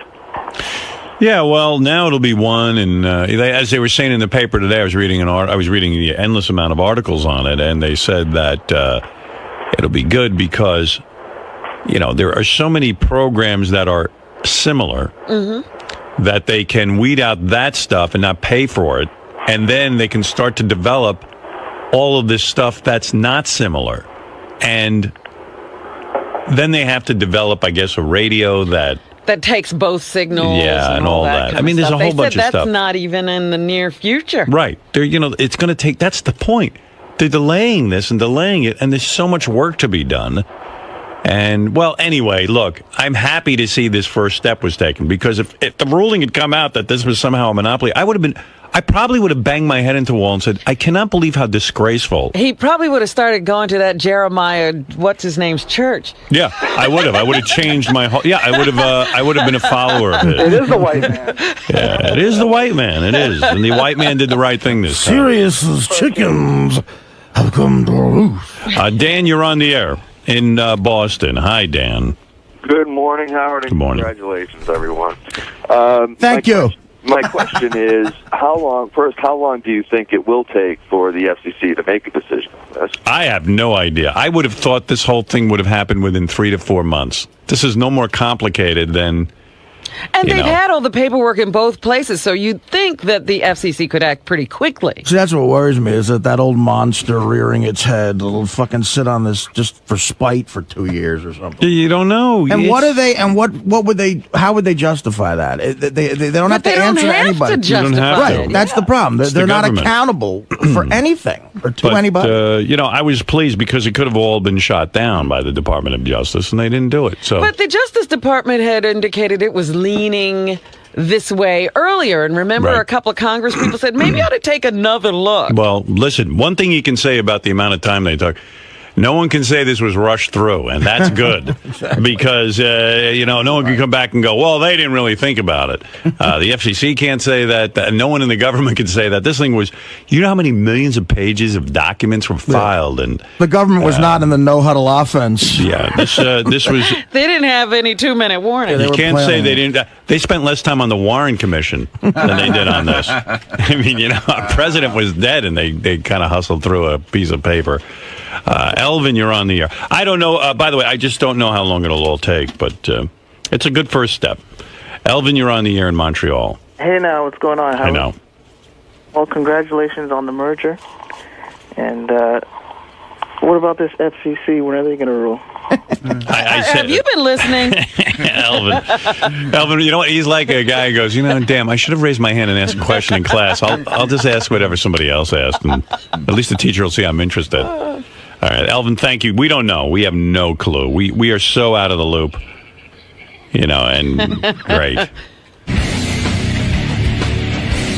So, Fred, for someone who's been in radio for so long, been at so many different radio stations, how do you feel about the merger? It's how do you? It's historic. That's what it is. It's historic. What we're a part of is a historic thing. I mean, to come to a situation like satellite radio to begin with is historical. I mean, it was pretty much a fledgling industry until this show came here. And now that we're about to double the platform, or at least keep my fingers crossed because you never know with the FCC. You guys are doing a terrific job, so make sure that merger goes through. Thank you very much. If it goes through, it's the way radio should be. I think if people sample satellite radio, I don't even know who's going to see this. I mean, other than the people who already hear and listen to this now. It's always amazing to me that people don't know about satellite or don't care about satellite, or they go, what's satellite all about? Hopefully this will bring more interest to the satellite programs and the satellite stations, and just sign up if you haven't signed up already, or get your friends to listen. I mean, it's just an exciting thing. Come on, you people got to work harder. We're working hard. Sal, what are you doing? I'm trying to take a dump, and these guys are interrupting me. Only on this show. Only on this show would you have complete coverage of somebody taking a shit. Oh my God! I got to say something. Sal is now being videotaped by Howard TV taking a shit because of our hemorrhoid discussion. Yeah. We're going to see if his new shitting will get rid of that. There he is now. Oh my God! Fuck. And he has no newspaper. Oh, look at him. Why is he sitting there so long? And Sal, what's he? Oh, get off the bowl. I don't want to see this. Sal, get off the bowl. You're done. Why do I work here? You're working too hard on it. He's on there for a long time. That's why he has a hemorrhoid. Why are you there? You don't have to go. Can he put fucking paper on the seat? Do you mean God Almighty? I mean, put paper on the seat. You're filthy. It's come to. Oh my God! He doesn't know how to wipe. He needs fuck. How is he wiping? What is he doing? Oh, turn that off. I'm going to throw up. We've come. Now we're taping Sal shitting. Could you turn it off, please? Do you know any comedian who would? He's looking at. He looked at the toilet paper and then showed it to the camera, and it was just all disgusting. I didn't see. Thank goodness. Oh my God! Oh my God! I turned away before. He wipes too hard with that dry paper. He needs wet ones. I told him that. I'm going to throw up. Just the thought of it. That was Artie. You okay? No. We're all in shock. This is again a human resources issue. I agree. When are we going to turn him in? Wait. Lisa G is now inspecting Sal's hemorrhoid. Wow. Oh. Oh my God! Look. She's a trooper. Jesus. What are you doing out there, Lisa? What's wrong with her? She can't hear us. Let's see. Maybe I can. I can hear you. Oh, you can?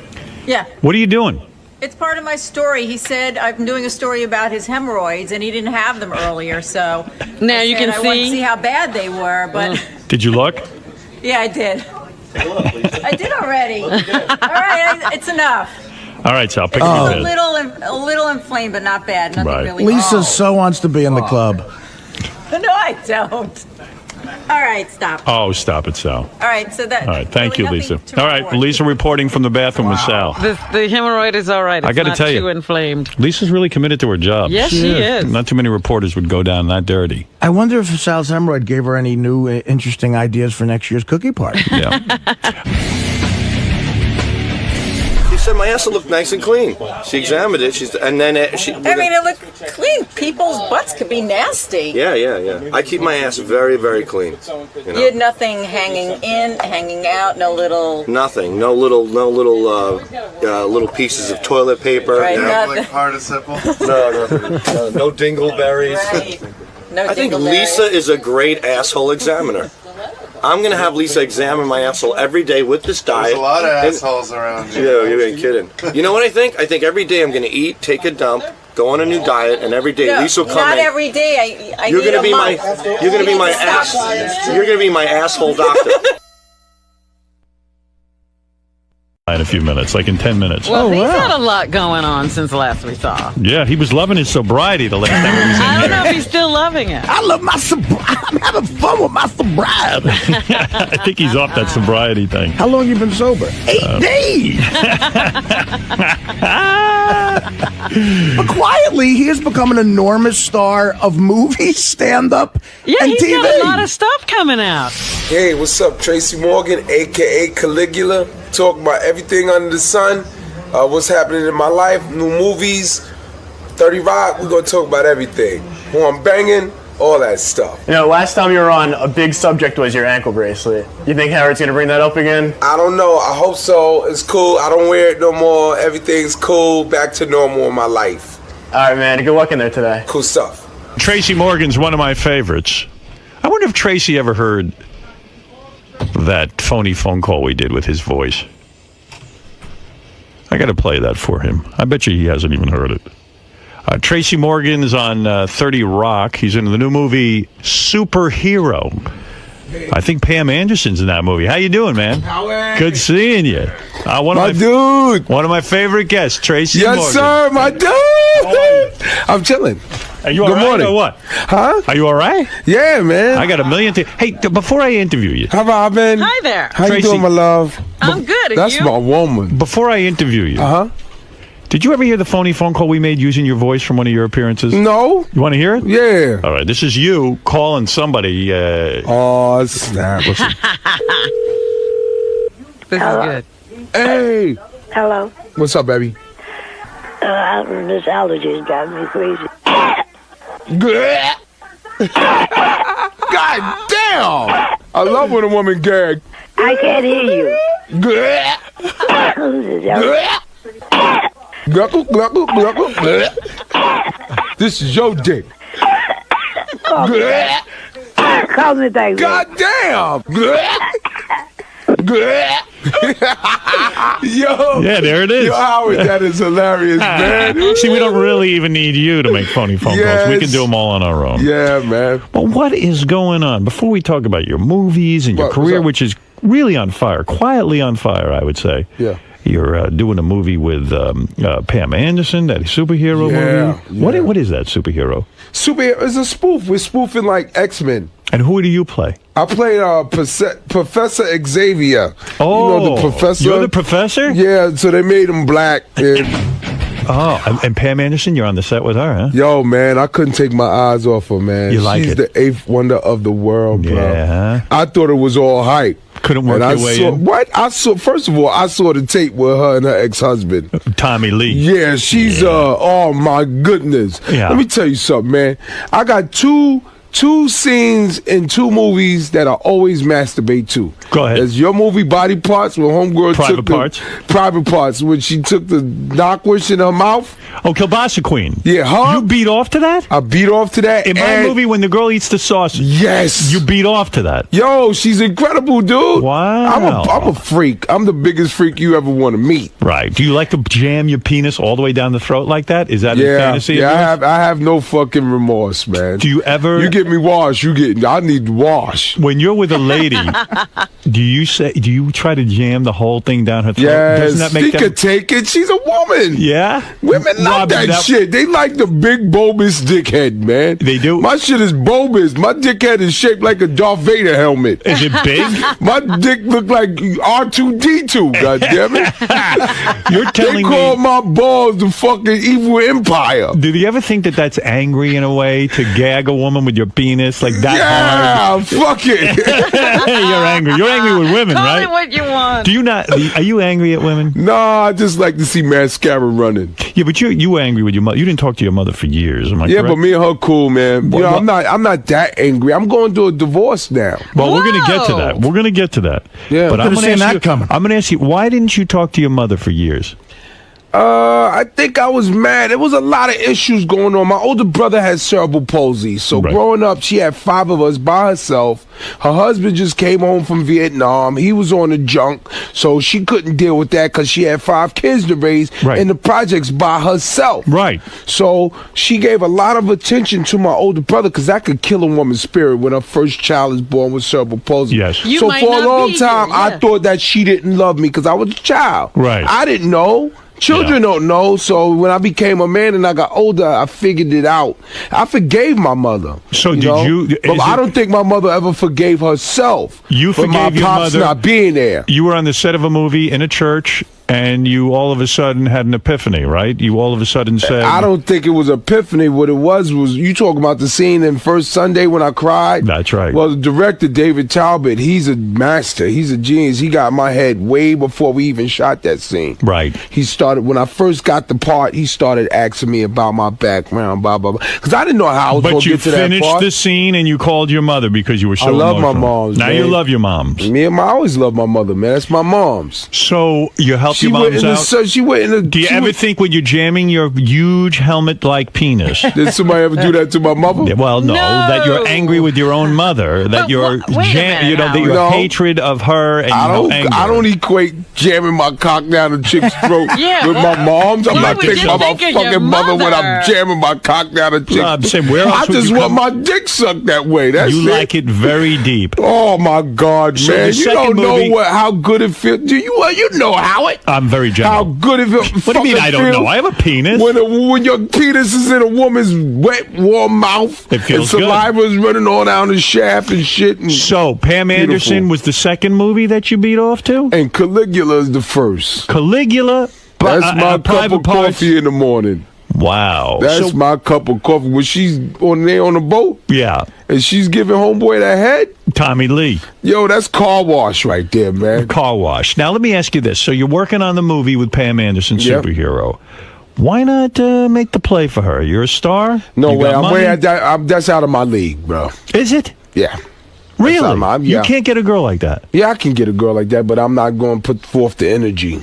Why? That would take a lot of energy, bro. What? I would what have else? to. It would cost me about a good $45,000 a week. I'm worried about you and your money here. Let me talk to you for a second. First My of all, money's good. wait a second. You own You a haven't gotten divorced yet. Yeah, you own a $450,000 car. Am I correct? What? Do you own a $450,000 You car? talking about the Ferrari, Yeah. the Lambo, and all that? Yeah. I get money. I'm getting that paper. Yeah, I know, but why do you spend your money on a $450,000 car? That's Because only- my pops could never do it. Is that why? You're Yeah. angry with your father. I'm making up for ancestry, man. Right. Would you ever go like... I'm doing it. Would you ever take money and spend it on a hooker the way our governor did? Nah. Never. I Never bought paid pussy for it? before. Oh, You you have have? bought pussy. Yeah, I bought pussy before. When did you Who buy ain't pussy? never bought pussy? I had never I've been bought. buying pussy since I was in high school. Really? Yeah. Where do you go to buy pussy? The Harlem. How are the hoes In the Harlem? hood. Are they hot? Yes. Oh, my grande culo. Can you get... Oh, my God. Grande mucho culo. How much would you Grande pay? torto. How much would you pay a woman? About $40, $50. $50 what? If I blowjob? would, yeah, whatever I want. Wow. Finger in the butthole, all that. Really? You would pay... Shaka and all that. You would put a finger in the butthole for... Yeah, you got to. You got to play with that dingleberry. Got to play with the dingleberry. You love sex. Yeah, man. Are you a sex addict? I'm a Scorpio. I don't believe in that sex addict shit. Well, could you... How the fuck you gonna be a sex addict? Either you like pussy or you don't. Well, in the sense that you're a sex addict that you can't... You don't never get enough. How Well- the fuck I'm gonna be an addict? A sex addict would be someone who doesn't even think of the person as a woman. They just got to fuck You her mean a crazy. fucking crash dummy? Yeah. That's I'm not demented. I like to bang. Don't know female one. I'm not into that making love shit. The last time you were here, I might bang the one I love. the last time you were here, you said you loved your sobriety. Right. We asked you how long you were sober. I'm It was doing good, 8 Hal. days at that How time. long have you got now? Right. Couple of months. All right, Yeah? But wait a second. Yeah, man. Here's what I read. Not You drinking. Don't touch this stuff. I'm good. You were with us. You were wearing a thing on your ankle, an ankle bracelet. I was all fucked up. Right. And yeah, that bracelet actually told if he drank, right? yeah, the judge, well, I forget why, but the judge made you put one on. Yeah. Something happened. Because I was legendary. My partying was legendary. It really was.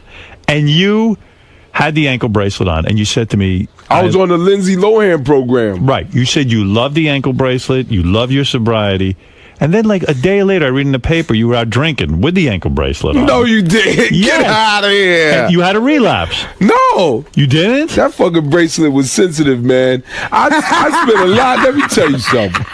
Let me tell you You something. got a sensitive bracelet. Yes, You're that telling fucking me happened to me, overly too. sensitive. You haven't had a drink since... I've been chilling. Is that true? I've been chilling, man. Is the bracelet gone? I work out. Yeah, the bracelet is gone. How did you get rid of I got the my bracelet? license back and everything. Yeah? I'm not getting that privilege revoked again. Fuck that. Are you... I like driving all them fucking $450,000 cars. If I pay for this shit, I want to be able to drive it. Do you have to blow... Fuck 2 Coronas. Do you have to blow into a thing to get your I car have to started? do none. No, come No? on. What are you doing That's about? for fucking retarded people. Man. I don't do no shit like Well, sometimes the judge will say, we're going to put a device that. in your Nah, car. they ain't putting no shit in my fucking Ferrari. So, Hell you no. imagine you with a Ferrari and every If 3 minutes Ferrari you're put blowing. the shit in there, then I do it. I'm not doing that shit. But What nah, is so man. great about a Ferrari? Is it that you get a lot of pussy with the Ferrari? Straight pussy, man. I went up when I bought it. I went upstairs to my homeboy house. You know, Right. Go put my homeboy up let them show and see it, right? You weren't afraid they would steal it from you? I came back downstairs and it was a pair of fucking dirty panties on my fucking car. Really? Discharge and all of that. I love fucking discharge, man. You do? That's a special sauce on a Big Mac, motherfucker. Discharge a little. Yes, sir. It's like a McRib. You got to have that gushy ushy. Yeah? You like going down on that? Yeah, what? Yeah. Come on, man. I'm a grown fucking man. I'm not scared. I like to go to the supermarket and watch grown women shop for cucumbers. How did you avoid... Pick that big green one. How did you avoid... Pick that big green one. How did you avoid STDs? I mean, you don't use a rubber, right? Yo, dude, first of all, you got to be a real loser to get fucking crabs at 40 years old. But how do you know? You got to be a fucking asshole to get clapped at 39. But how do you know? Nah, man. I know. I fuck with the generations, man. Right. I know what generation I'm fucking with. I'm not fucking with nothing young. Right. Not that young where you could get clapped. Right. I'm fucking with a grown-ass woman that know how to wash the stink box. Right. So how old are the women you generally go with? My age, 35 and better. 35. Now, last time you were here, you loved She's your wife. 35 years old. She ain't got no STD. Last time, well, they could have got it. I'm not going to be sitting in pediatrics with my head in my hand at 39. That's real love. You don't use a rubber when you're with a girl? Yeah, I use a rubber, but I'm old school. Right. I'm old school. What Fuck does a that rubber. mean? When I come in, I come in. Really? When I get ready to come, I'm not pulling out. No.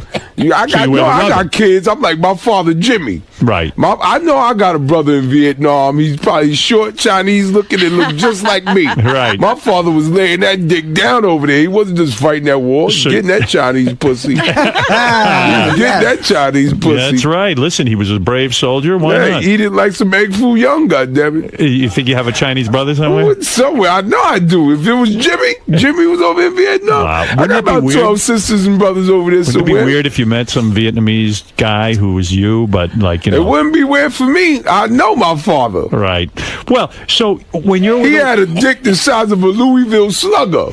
So you saw your father's penis. Hey, he used to walk around naked all the time in front of me. And it was big. That's where I get it from. Right. I let my 3 sons know when your dick get bigger than mine, you getting the fuck out. You no longer my son. You're a fucking threat. Now, how are you going to know that? Because I know I got a fucking baby arm. There's monthly inspection. I got a fucking baby arm. Measure your penis right now. How big is it? I'm not measuring my penis right now. Come on, my shit going, when I die, my shit going to be in the Smithsonian right next to Michael Jackson's glove. How big is it? You've measured. Me? I'm about 9 inches. Wow. Around. No, come on. How big are you? Be I'm honest. about 9 inches. 9 inches. Wow. Yeah, I'm fucking 9, but I'm Good for thick. you. My shit and thick. Yeah. Do girls ever get scared when they're with you? Nah, man. Do they ever say it hurts? Women get over the fear of penis when they like fucking 15. Yeah, but when a woman they're scared of vagina. Men are scared of vagina. No, when you go get pussy, Howard, you still got butterflies in you because you want to perform. Goddamn it. You do. You want to put it down. You want her to invite you back. Do you hold out a long time? Oh, what? Hold out, like without coming. Can you let go? I come, but I'm 15 minutes now. Are you? Yeah, that's pretty good. 15 minutes of some off the wall shit. You want 2 hours of some bullshit? No, I can. Or 15 minutes of some dynamite shit. I had a good friend, a black guy, just like yourself. We shared a tent one summer. We were working together. We actually lived in a tent. But you about to tell me some Brokeback Mountain shit? No. I used to bang. I would bang chicks. I would bang chicks in my bed. You my hero, goddamn. I agree. Sometimes. Please don't fucking tell me no crazy shit. No. He banged chicks. I banged chicks, and he used to say to me, "Man, you come fast," because you see, I'd be done in 2 seconds. This guy. That's cool. And I said, "Yeah." I said, "I can't hold out." He goes, "Man, you're not a black guy." I go, "What do you mean?" He goes, "I can hold out an hour." That's because you were young. You had no dick control. Yeah, but he was. You got to think about transmissions and shit. This guy Danny, he was. You got to know how to keep it hard and focus and breathe. It's all in the breathing. When Is it? What do you do when you feel that feeling coming up? When I'm getting ready to nut? Yeah. Just slow down. Slow down. Just slow down, take a breath, and then you be right back. Wow. What's the entire lovemaking process? I suffer from anxiety. Yeah. So if I get with a woman, I got to beat my dick that first nut, get it out the way. Right. That second nut go about an hour, 15, 20 minutes. How bad would you beat your dick? I beat my dick like it owed me money. Yes! Thank you. Like People are constantly stealing from me. That's right. Tracy. If you don't know that fucking joke, you're probably a scumbag. I know the guy who wrote it. You don't deserve to be on the fucking road if you didn't steal that fucking bitch. Tracy, wait a second. Back up for a second. You should not be in the improv. I want to be serious with you. As my grandfather called it, the impros. I want to be serious with you for a minute, because this is serious stuff. You came in here. You were on the bracelet. You had that whole thing going. Right. All right. You got the bracelet off somehow. I don't know how. The judge said. What do you mean you don't know how I stopped drinking? You stopped drinking. Keep me in jail forever. So how long did you wear the bracelet?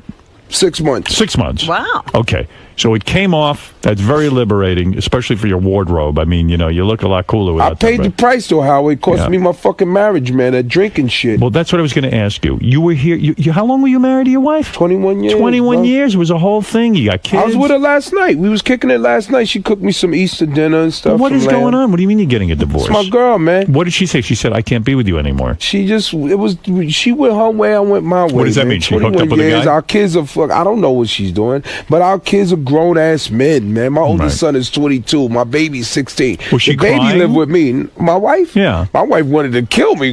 Black women don't fucking cry. Well, why did she want to kill you? Man. Hillary Clinton could have my vote if she whooped Monica Lewinsky's ass. That's the only way she'll get my fucking vote. Anytime your husband's getting his dick sucked in the Oval Office and you and your fucking daughter sleeping down the hall, right, you supposed to whoop that bitch ass. Right. Fuck being strong for the American people, motherfucker.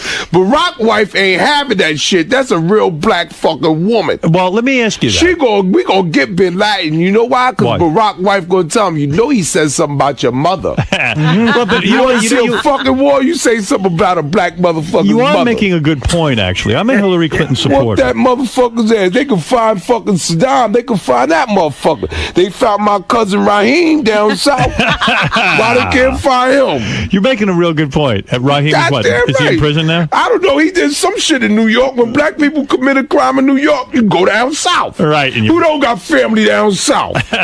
What you're saying is, and you make a point you about black and you ain't got family down south, motherfucker. You ain't black. You're making an interesting point about Hillary Clinton. I support her, but she's supposed to whoop that bitch ass. So if you see some human shit, then I think she always trying to pull a human shit out when she losing. I think what you're saying is, how can a and woman Spitzer, lead? you see Spitzer's wife? Yes. I'll buy some pussy too. Right. He was governor, goddammit. I got to do whatever it takes to feel like governor in the morning. If it means I wouldn't have spent $4,000. I wouldn't have spent $4,000. She got $45, $50. Right. Yes, I wonder if her head game is that good. No, but are you saying she wasn't putting out? His wife? Mrs. Smith? Oh, she stopped a long time ago. They wasn't even sleeping in the same room. I know Spitzer. Oh, really? You do? That's my dude. We hung out a couple and of he times. said to you, my wife doesn't even give me any? His wife don't give him none. He tried to put it in. Really? You said that you met the governor? I met the governor. And you said you talked about sex with him? If Obama win, this is my fucking dream, Howard. If Obama wins and I get to meet him, I'm going to lean forward and I'm going to shake his hand. I'm going to go, what's up, nigga? Why is that he your gonna dream? say, what's up, nigga? What's up, nigga? My nigga. My nigga. My nigga. They gonna try to, it's gonna be some domestic violence in that fucking White House. You're saying I'm going to the after party if he win. I think P. Diddy gonna be there. I heard Diddy's supposed to perform. Is that really what you would say to the president? What's up, nigga? Really? What the fuck you gonna do to me? Say I'm the president, motherfucker. Oh, now you changed, motherfucker? So I know his man's out in Chicago and them. He gonna have Secret Service, but he gonna have his boys with him too. In his private moments, he goes, I'm the head nigga in charge. He the head nigga in charge. All right. You fucking right. That's the president of the United States. I got to live in this fucking... Let me tell you something. If Hillary Clinton become president, I just want to see her have a wardrobe malfunction because that chick is thick. Yeah. I'm going doggy style on Hillary if I ever get some pussy. But you make a good point. I know the fucking hips, the thighs, and the fucking cellulite and all that shit. But we gonna stink up the room. You make a good point. I'm gonna pound the pussy till it stink. You make a very good point. Yeah, Artie! You make a good point. Let me make your point for you. You're saying, how can a woman be the president of the country, the most powerful country on the world, if she... Don't even want to whoop the bitch ass. Forget the whooping, but she should have maybe left. In other words, does she have the real backbone? Is what you're saying? Can she defend She ain't gonna the country, fucking pull or a trigger. She ain't even fucking going on this chick for doing that. What was the bitch doing in the house anyway? Right. What is she doing? She's supposed to be a wife and all that shit before the president. That's her job. Let me tell you something, man. She can't be fucking president. There's a reason why we never let women run the fucking army. Why is that? Because she get a period and push the fucking button. Look, Tracy. She get cramps and want to pull everybody out of Kuwait But for a all the week. black people were for Hillary Clinton. They Get said everybody out of Iraq for a week. all the black people were for Hillary Clinton. They always said she's an honorary black Bill Clinton's an honorary black man. What happened? That's all out the He window? ain't no honorary black man. You never said that. He was I never said that shit. Who was saying that? A lot of He black was people. saying he was the first black president there for a while. Come on, man. Probably a whitey. Come on, man. Barack got to show. He got to man up. He got to show me something. He could be just another politician. Right. I don't vote. Last time I even voted was for Dave Dinkins, and he fucked up. Would you vote for Barack I Obama? voted for Dave, goddammit. Are you going to vote for Barack? Fucked up with that Yusuf Hawkins shit in Crown Heights and all. He fucked up. Are He you should have go- handled it better. Are you going to vote for Barack Obama? I mean, this is a black man. Barack is my man. I'm going to fill out an application for that security. No, are you going to vote in the next election? I don't know. If he is the nominee. I'll probably vote for him. Yeah, I'm going to vote you for probably will go and vote. That'll him. motivate First black, this is a great century, man. I got to live and see the first black president. You never thought I you'd got see to that. see both Michael Jacksons, white and black. Right. You've And seen I it got all. to see fucking Michael Jordan suck at something. Right. And I got to see Janet Jackson's titty. Right. That's pretty good. I could fucking rest in peace now. Is Tracy allowed to vote? Are you allowed to vote? Yeah, I'm allowed to vote. Why I'm not wouldn't a he be? fucking Black's got felon. to vote What years the fuck are you talking about? Am I allowed to vote, you fucking hump? Because You are you fucking aren't you prick. convicted of a crime? Sometimes they don't let you Never vote. been convicted, you fucking hump. I'm on 30 Rock, you fucking moron. Let me understand what You happened. see me on fucking NBC. You think NBC is going to hire a felon to do a fucking TV show primetime? They could get you a- fucking prick. Right. Tracy. Wow. Why would I be a fucking felon on 30 Rock? Tracy Morgan, I got to understand something. Think Tina Fey's going to let me be around her and I'm a felon, you fucking moron? Tell me what happened with... he's a friar. Fucking undertone and racial shit. Friar. Yeah, come on. Friar. Like I'm Racist. black, just because I'm black, I fucking drink water with my hands and I'm scared That's of what fire. he's saying. And I'm attracted to shiny things and shit. Can Come you on, swim? man. Yeah, I can See, swim, he but thinks I you don't can't fuck swim. with water. He thinks you can't swim. I used to go to the fucking swimming pool in my fucking projects, Right. and I was shit in the pool. What? I know I'm that. shutting it down. That's power. Can I ask you something? I'm shutting it down. You want to steal my sneakers? I'm shutting it. Now the big brown shark getting ready to come. Can I understand Collard something? greens and corn, everything floating in You the know, water. I grew up in a black neighborhood. I grew up in a black neighborhood, and a You lot love of the that black kids, pussy, but a too. lot, yeah, I do. But a lot Love of kids, that I do. nappy dugout? It was very hard to get When's black the last pussy. time you got some black poo-poo? You like that black Well, vajayjay? You like the vajayjay? I like it. Pink inside? Yeah, that's what's up. I'll tell you something. That's how black people feel about white women. Yeah. It got something to do with slavery, goddammit. It's just all women. You know are what good. they call me? My dick is so. You know what they call me? Female. I make females call me Manaconda. Really? Manaconda. I don't understand that. Because I'm fucking. My shit is huge, like a python. Boy, you are lucky. Yeah, boa. Let me ask you a question. I don't honestly. put that much pressure on myself when it comes to sex. When I lived in the black community, a lot of the kids would shit in the pool. Yeah. You know, and you just said something really revealing. That's power. And when you Fucking feel power. powerless, I want to shut something down. Yeah. That's why the kids were shitting in the pool. They felt powerless. Because you fucking shut it down. It takes all summer long to get that bacteria. That's bacteria. Did you ever psychoanalyze it that much? I never thought of that before. You Go put shit you in the pool. Shut it down. You put the you in kids the ain't driver's got seat. nowhere to fucking play all summer. Now they they're forced into the fucking fire hydrant. Right.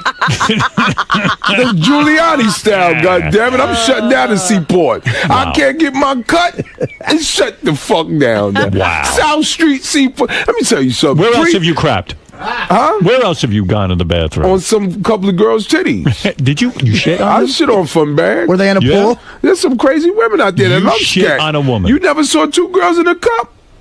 I've had 4 girls in a cup, goddammit. Really? That's your thing? No, that ain't my thing. Did you man. shit on a woman's titties? I would, if she asked me to. But have you ever done Why it? not? You would shit on a woman's Yeah, I titties? pooped. You have? Yes. Tell me about that. I've shitted on fucking you shit on the titties and they Did you rub do it that in. to Tina Fey? Oh my God. No, I wouldn't do it to Tina Fey. Come on, I would do it to that chick that Spitzer was with. Would you? Yeah, she could get shitted on. I wonder how much that I would tell her I'm a fart and then I would just shit on her. You wouldn't be embarrassed.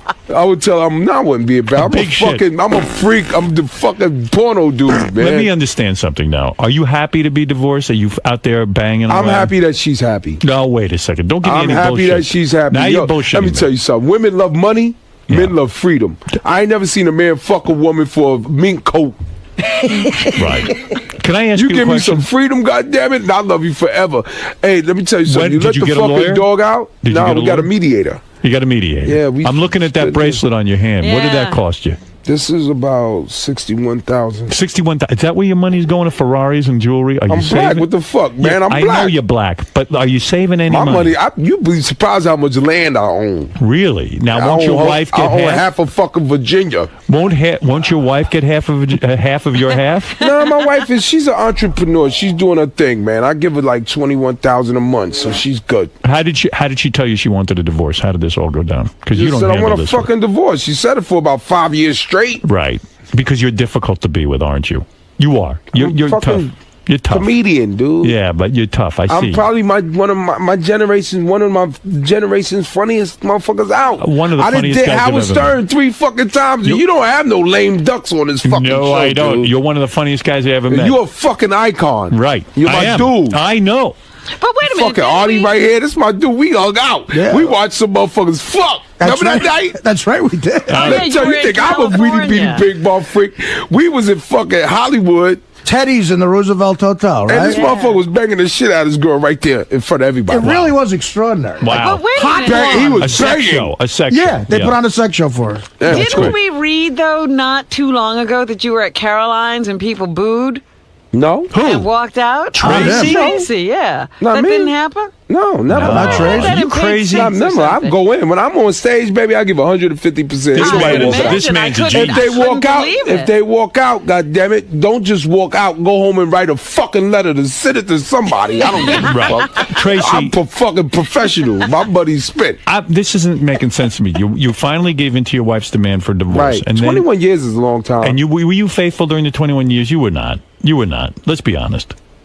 Was I faithful to Yeah, my wife yeah. during the 21 You years? heard the question. Let me tell you, I'm gonna get him an answer. I got to think for a minute. I'm not one of these fans talking dumb motherfuckers. Right. Now I would get down. I would holler at females, but I never penetrated nothing while I was with my wife. So how long after you granted My your wife ain't never have a problem with me and women. Okay. So once she said, let's get a divorce, and you agreed, how soon after were you out fucking? Well, first of all, I wasn't out. I wasn't out like that. Right. You know what I'm saying? Yeah.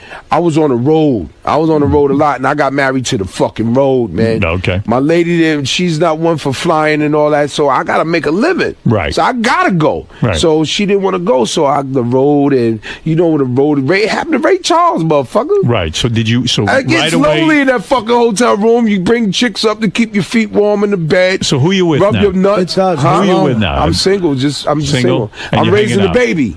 And Pam Anderson, she's fucking hot. Man. What, would she walk around almost naked? On No, the set? no. She had her costume on, but Yeah. she's an icon, man. It's Pam, so I'm sharing space with her. She still so of got course it. I'm a fucking look. I'm not repressed. Right. I'm not one of the motherfuckers on the set that ain't gonna look at women. I let all the ladies know you're looking good. God damn it. Tracy Morgan Looking is good. in superhero movie opening this Friday in theaters everywhere. I'm excited about that. Yo, Hal, man, I'm just excited to be here, this man. is great. It's what great seeing fucking you. way do you spend? Look how I'm spending my morning. I love it. I know love a that million you come to fucking see us. comedians that'll never get to sit on this fucking That's true. couch. We are- Never get to gaze in Robin's fucking eyes and got a fucking Let's go to, Artie Henry. riding shotgun. Let's go to Henry. Henry in St. Cloud, Florida. Go ahead, you're on with Tracy Morgan, the star of 30 Rock, superhero, the movie, and also just finished filming a new movie with Ice Cube. Yeah, that's. But I'm getting ready to film another movie next month with Jessica Biel. Oh, Jessica Biel. Yeah, it's called Nailed. David Russell, the director, David Russell. Yeah, he's directing it. He's got a huge career going. Can you fuck famous chicks? Do you ever get a I famous one? probably could, but I ain't on it. I'm too busy, man, to really get down. Could you man. ever get a famous? I'm getting Could that you ever paper get? now. Could you ever get a famous white woman? That would be. Hell, fucking yeah, I You could. My game is strong. If I wasn't Tracy Morgan, I'd push up. Who could you get? I pull, bitch. Let me tell you what I did on the airplane. Go ahead. I fucking seen this hot ass white woman, man, beautiful. When was fucking this? Hips. This is about 2 months ago. Fucking hips, ass, fucking camel toe. How? I mean, fucking Tight big pants. ass, big First fucking class? big titties. And so she was sitting behind me, and I noticed first class? Yeah, I waited Right. until we was 35,000 feet in the air, Right. and she was getting up to go to the bathroom. So I went to the bathroom before her, Right. and I beat my dick, Yeah. and I put the sperm on the fucking doorknob. Oh, stop And she it. went in behind me. She was mad as a motherfucker too. I That's was what like, you did? That shit was Good move. That's not my a strong fucking man. hand was in my fucking sperm. Fuck that. We connected. She touched my fucking sperm. Would you have you ever gotten a famous white woman? Yeah. You have. Yeah, I'm in the books. You are. Yeah, I'm in the books. I fucked the famous. When you say famous, when you say A-list or B-list? Sigourney Weaver. You fucked Sigourney Fucked her in the Weaver. ass. You fucked her in her ass. Yeah, it was me and Sigourney. I just fell in love with her in Aliens. When she's putting that suit on, you saw that big ass pussy, that fucking beef patty right there? Tell Oh, me I the love truth. eating that pussy. Oh, All right, I know love you're eating- kidding. I know you're kidding. He is? All right, yeah. Could be. You never know. They said Richard Pryor and Barbara Waters did something. That's right. I asked her about that. Was it true? She denies it. But the word is out on the streets already. Right. But that word is still out there on the street. But explain it to It me. then came down. When you fucked, like an indictment. When you fucked a white famous woman, was she A-list or B-list? And by A-list. A-list. TV yeah. star or Came movie on the star? small of her back. Movie star or Came on the small of her back. Movie star. Movie star. A-list. Been on the red carpet a few times. We met on the red carpet. No kidding. Our eyes met. Our eyes met. Is that true? Swear on your mother's life. I swear it's true. Yeah? Yes, we went back to the hotel in L.A., man. She rode the dick. She even said, "Oh, it's in my stomach." Wow. I went crazy when I heard that stomach shit. I was like, "Oh, is it your stomach? Oh, is it your stomach?" Look at you.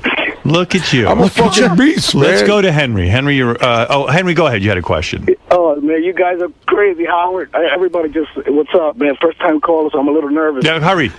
Tracy, what's you up? The shit, man. You the shit, bro. Right on, baby.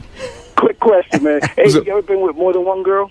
Yeah. You've had a threesome? How many? Yeah, come on. I went to Vegas, man. I have about 5 in my fucking hotel room. Not hookers? Just walk around. Were they I don't hookers?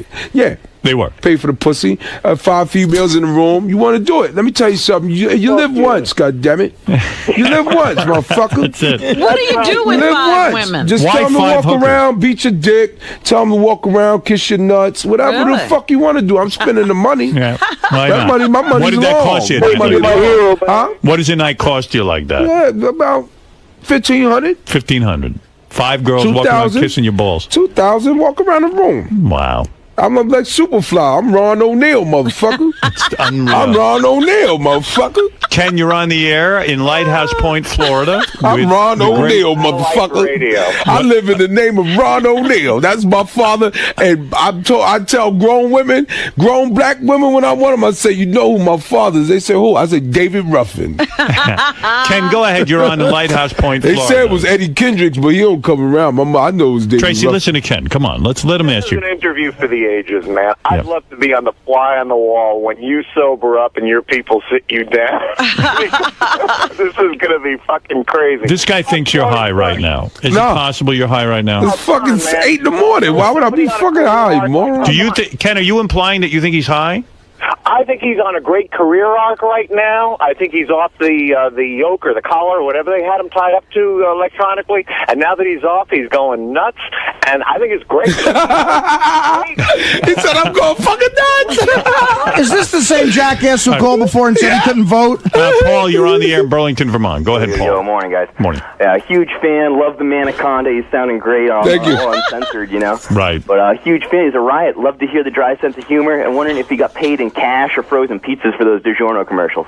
Oh, pizza. I got fucking cash, brother. Yeah, those pay well, huh? These commercials. Me, they do. Shit. Yeah. I got a great fucking team. My manager, my 8-Day Becky, Kevin Voltrak. I got Jewish motherfuckers. They want the money. I know, because after an appearance I like got this, some he'll Jewish get an motherfuckers that endorsement. bite and they lock and shake. Are you a multimillionaire now? I get money. I got You a got couple major million. money. I got a couple. I think the wife's going to come at you, though, for I half. think that's cool. She deserves it. 21 years, 3 kids. She's good. That's So you're my just baby. you're just going to hand over She the was half. with me. She was with me when I ain't have when roaches were crawling on us. Will you ever get married again? I don't think so. I don't know. Nah. I know. Yo, let me tell you something. My lady was with me when I was making $75 a fucking show. You fell out of love. Yo, one more question. I would never fall out of love. Once you love somebody, you fucking love somebody. My lady still give me business advice. She's fucking got a BA in fucking business, and she's still my partner. Really? Yeah, she just selling houses now. She watched Flip That House on A&E. Now she thinks you fucking Donald Trump. Wow. Well, let me But tell do you. you think you couldn't find a woman to trust now because they've all If be that's a coming fucking case, I'm going back to my wife. I ain't doing that shit over. I wouldn't survive it. Hook Nose Mike. Peer pressure again? Hell fucking no. Hook Nose Mike, you're on the air.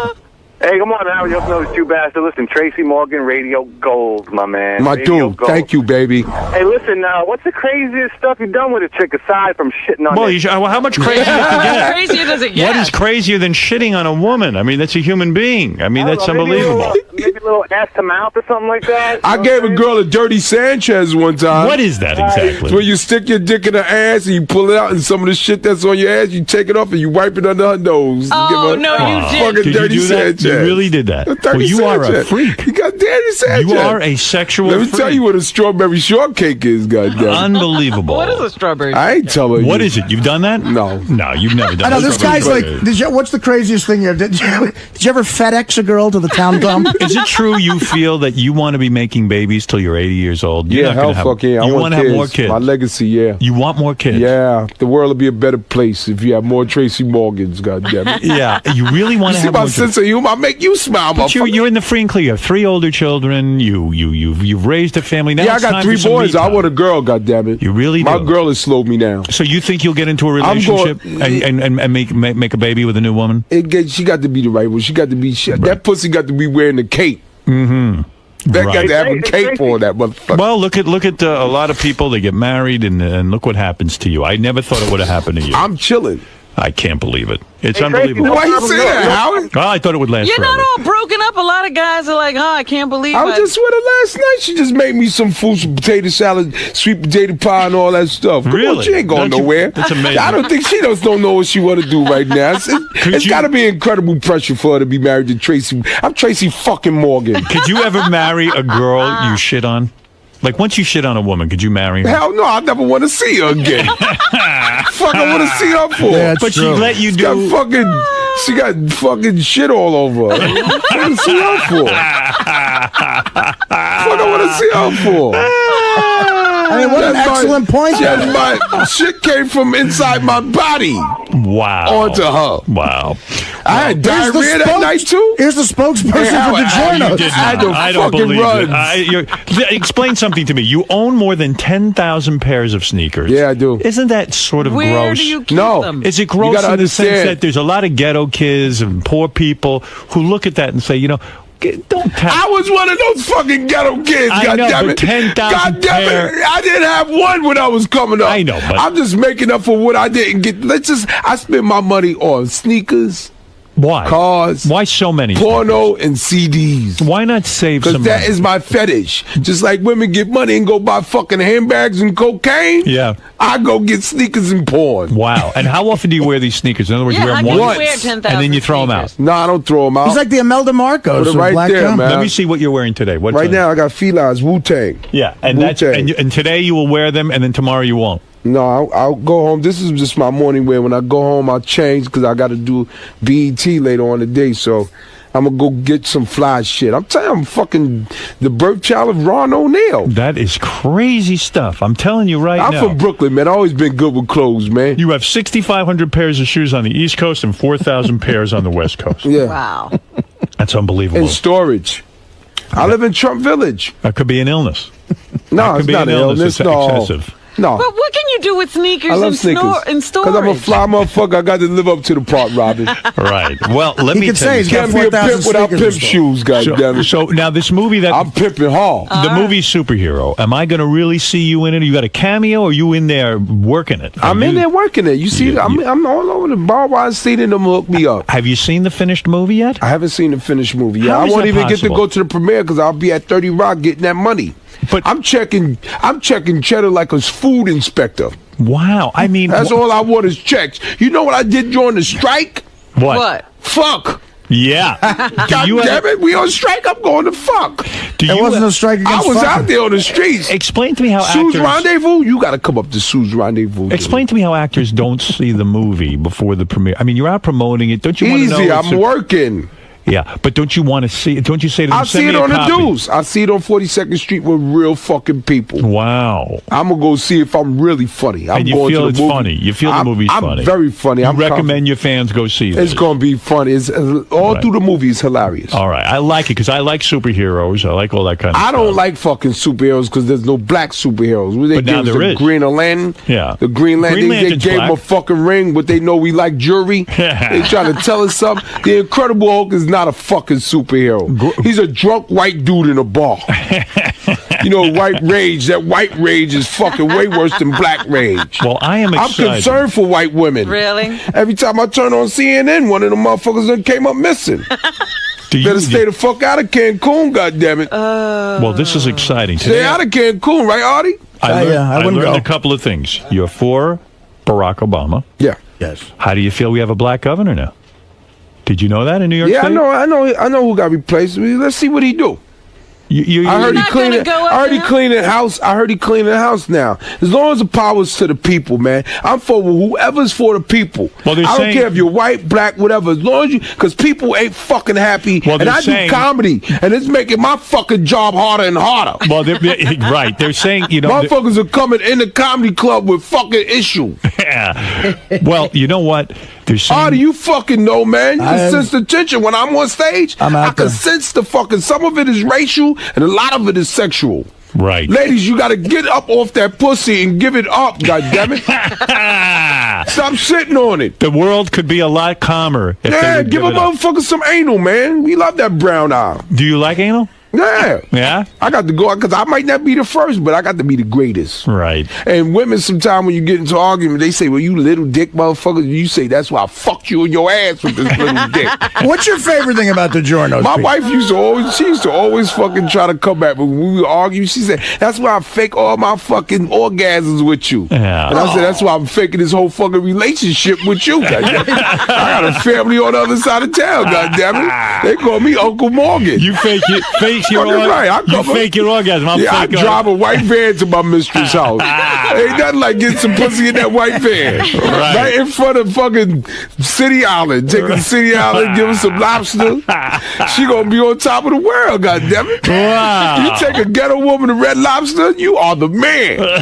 You get her some king crab legs, that pussy tastes better when she just ate some king crab legs. Are you saying it's easier I to take a impress a chick ghetto 3 system? o'clock. That's romantic. When you take a girl to fucking Nathan's in Coney Island at 3 in the morning, get her some oysters. With white chicks, you can't get away with that. What? You can't take them to... That's my best clients, Really? white chicks. Yeah. Yeah. They like the whole experience. I take them up through Harlem. They feel they done did something. This right here is 115th and Lennox. Oh my God. Don't get out and touch the concrete. Well, I got to tell you something. You have really lit the world on fire today. You though. think? I think so. Yo, You Howard, really have man, you're laid my it out fucking there. dude, man. You're my dude. And I got to tell you something. I'm always there for you. Whenever you want to be here, Yes, whatever sir. you need from me, you let me know, because I got to tell you something. I'm excited about you. I think you're a great talent. Can't wait for you to go to the White House. I can't wait I'm for telling you, man. When you meet Barack Mark my Obama. fucking words, Howard. I'm going to lean into him. I'm going to go, what's up, nigga? What do you think he'll say He to better you? not front on me. What do you think he'll say If to you? if he call Secret Service on me, Yeah. I'm going to say, you pussy. I knew you wasn't fucking handling Do you think he your business. uses? Do you think Barack Obama uses the N-word? Yeah. You do. He going to use it on stage. He will not be The offended. the first speech he give the American people, going to say, what's up, niggas? Cut, President, Mr. President, you can't say that. And I'm the president, motherfucker. And you do that shit to all them other niggas? And I'm sure he's not the first president who's used the N-word. His real, they call him Knuckles, man. His real name, they call him Knuckles, man. Is that right? His real name is Knuckles. His real name is Clyde Smith. That's funny. He's a made motherfucker. Well, listen, all your dreams are coming true, and that's what's important. Howard, I didn't really shit on nobody, man. I gotta believe say that disclaimer. Disclaimer, I don't when they think say you would do that. no animals got hurt, no women got shitted on. You're way too classy a guy. But I did beat my dick. My aunt was a Jehovah's Witness. Really? And I remember the first time I masturbated. You know those magazine watchtowers? Yes. I stuck them pages together. I can't believe you're a Jehovah's Witness. I wasn't no Jehovah's Witness. I just went over her house. And I interrupted a book study. And her friend was sitting there. Right. I was 16 years old. Is that when you started getting it? Oh, my God. I was beating my dick like a maniac cab driver in Manhattan. All right. Well, listen, Tracy, I know you're on... Robin is cracking up. I know you're on a promotional tour. Oh, my goodness. There's a big movie opening this Friday. I'm writing my book, too. Oh, I got to read that. I'm writing my fucking Your book. memoirs. I'm writing a book, dude. Yeah. The same, I forget his name. His name is Anthony. He wrote Eminem's book, too. Anthony Bosa. I got $1 million book deal. When you were on Saturday Night Live, I grew up next door to fucking sociopaths, man. I got some stories to fucking tell you, Will dude. you tell the story when you were on Saturday Night Live, when you fucked one of the stars of Saturday Night Live? Saturday Night Live going to get a chapter. It is. It's going to get You're a chapter. Tell all. It's going to get a chapter. You banged one of the guest hosts, didn't you? I banged a lot of people at SNL, man. Yeah. This dick been around, man. Good for you, and good for your dick. Hey, Tracy, Anthony Bosa. Anthony Bosa's the name of the guy writing your book. Yeah. The same guy's writing my book. Ant Black, yeah. Yes, he's writing your book too, Ant Black. Yeah. We watched the fucking Super Bowl together. We should make stories. Yeah, we should fucking Why don't you guys just put out a combined book? Just trade a few. Should come up with All of a sudden, I something. was like, hey, I thought he's working on my book. No wonder I can't get him This on guy's the book. writing 80 books. Yeah. Well, he Fucking can't come over and get my story. Shit. Well, He's this good. is You'll exciting. like him. What do? You sit there and you tell him your stories, and then he puts them down on paper? I just start from me personally. I'm starting from when I was born. Right. And right now we are up to the 9th grade. I A could lot of imagine. shit happened in my life from birth to fucking 9th grade. Right. You could almost do How one you book think a just on 9th motherfucker grade. get to this point in his head? Living a normal fucking life. I was exposed to shit as a child that a child is not supposed to be exposed to. That's the first sentence of the book, right there. Don't kill the messenger. That's the I'm second the sentence. voice of motherfucker. A whole generation was wiped out. I'm looking for a whole generation of I don't even know nobody my age that's black that was around in the fucking 80s, man. Right. Cracking A's wiped motherfuckers out. Right. Well, listen, there's a lot to read and a lot to learn, but we'll save it for You the know, next time. me and your relationship is most unlikely. Why? Because Howard Stern and Tracy Morgan, that's fucking... How cool Why is is that? that? Why we is are the it? coolest kids in the lunchroom of right now. course. That's power broken. Everybody's not fucking sitting at our lunch table, Fuck Howard. everyone else. Yeah. That's right. Kick everyone out of the lunch table. Get the fuck out of here. I like your attitude. Well, let me tell you something. You are dynamic, and you're on a roll. Do you think he's like this all day long? Yes. Oh. Yes, I do. That's why he's divorced. That's why she lasted 12 She couldn't. She loved me, Robin. I still make her blush and everything. Yeah. I bet you do. We be driving in the car sometime, and I just pull a titty out at a red light, just to fucking stay I'll make her spontaneous. blush. Right. No wonder I love she's doing. blushing. We go up to the cloisters. You pulled the titty out. I'd go to the cloisters and we bang in the summer. Isn't that Really? nice? The So cloisters on the get west back side. with her. What are you That's doing? my lady, Get man. back with your No, lady. well, she want to do her thing. I'm gonna let her know she had the fucking genie in the bottle. Right. You don't give the bottle away. Right. I could grant you every wish, motherfucker. You ain't gotta take 21,000 a month. You got the whole shit. You wearing the crown. 21 G's I a am month. Beowulf. 21 G's a month. Is that what you got to give her? Yeah. Oh my God. That's The what rest of your I life? chose to give her. About 4.5 years. Mm-hmm. I chose to do that for her. She deserves it. But I make $1 million a fucking month. You think fucking Paul McCartney give a fuck about that little bit of change he just gave his ex-wife? He gonna make $1 billion this fucking year. He'll be out on tour. Yeah, just to keep her out of his fucking hair. Here, hold that. Let me tell you something. I stopped going to the strip club, and I'm used to make my wife get up on the fucking bed and dance, and I throw money at her. Right. Then I take the fucking money back and we want to go food shopping tomorrow. Are you going to be able to handle it when she's with another guy? You probably won't. Nah, I'm a flip. You're gonna flip. Really? I'm still hitting that. She ain't going nobody. She can't give that pussy away. You're still hitting her? Yeah, I'm still beating that. Wow. When you with somebody for 21 That's some years. divorce. Yeah, she ain't ready to get that pussy to no other man. Ain't no other man gonna be sweating and breathing on But her. does she ever say to you, "Hey, I got one girl that's you a got freak, a filthy dude. penis full of other women's Yeah, pussy"? I gotta wear rubbers now. Now with her, you have to wear rubber. Yeah, she don't play that shit. And she won't sleep on the fucking bed in my house when she come over sometimes. Really? Because that's got other women on it. Yeah, so she sleep on the couch. And I said, well, that's where most of the fucking magic went down, goddammit. That's the DNA count. You don't see that spot right there? What the fuck you think that is? That's where most of the magic went down. Wow. Look at you with that penis. Yeah, man. I'm you know. Is the head really that big on your penis? Yeah, Wow. I'm well endowed, dude, man. Got big balls too? Big, nah, I got 2 scoops of raisins, though. Yeah. I'm going to get that fucking deal with Kellogg's, goddammit. Yeah, listen, good I for got you. a tattoo on my dick that says stovetop. Why I'm that? stuffed that pussy up, make the pussy go.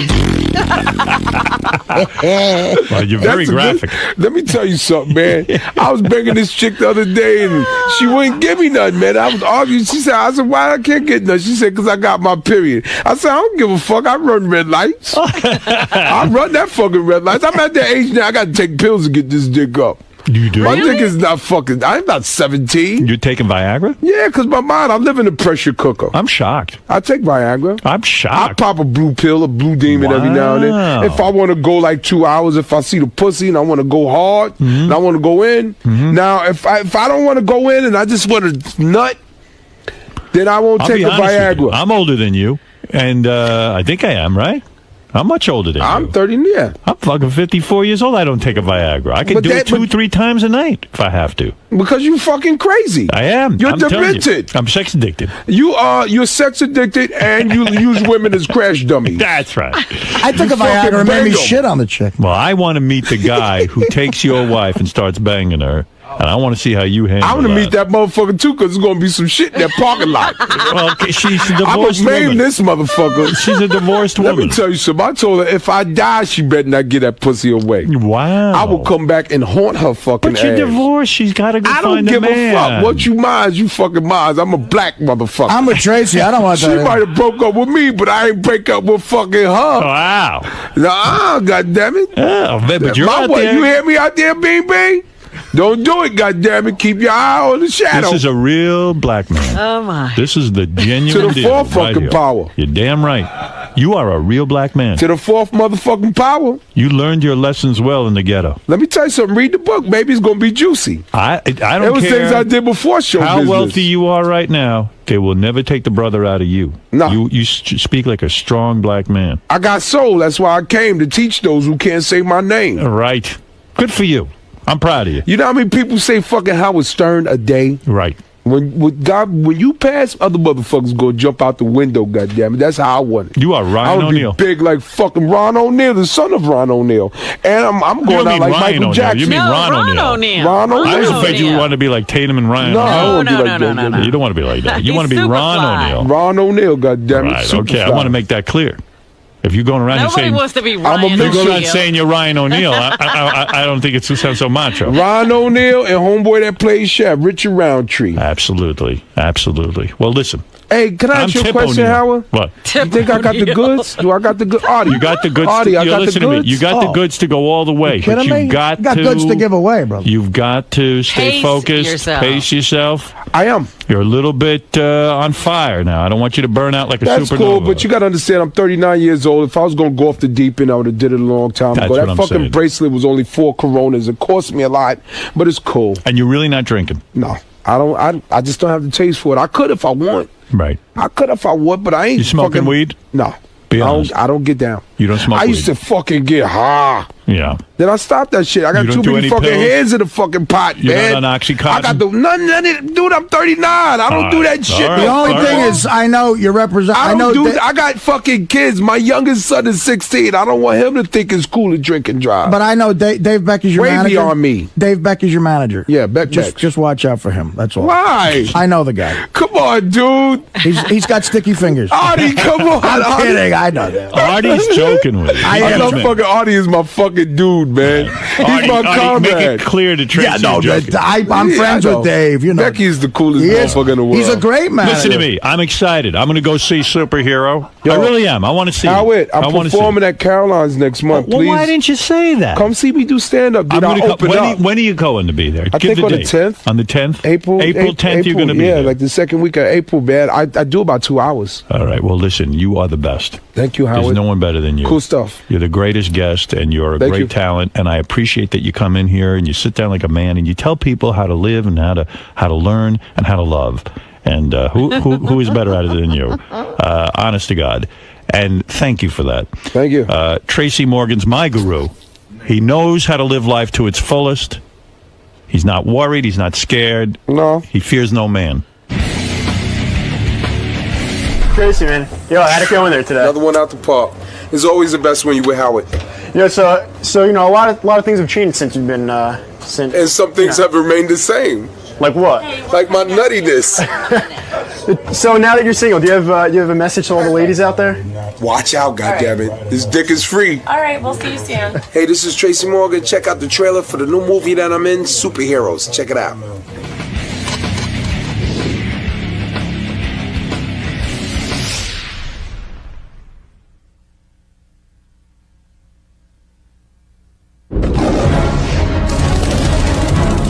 In a city of darkness, where evil runs free, the people need a hero. Who am I? I'm Dragonfly. Stop! The story of my life is not for the faint of heart. Stop the bus!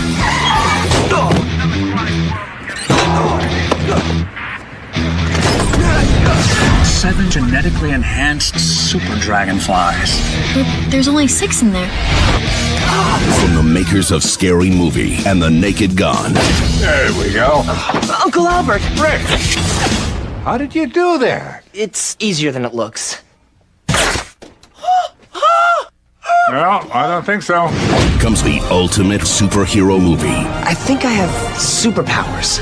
I can walk on walls, I have super strength, super agility.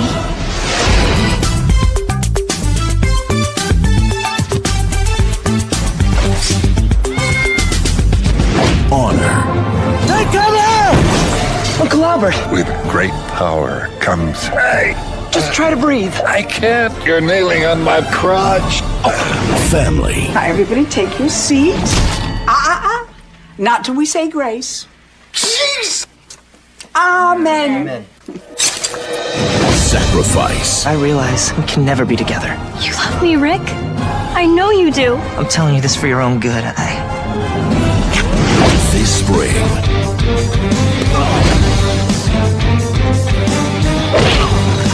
Jeez.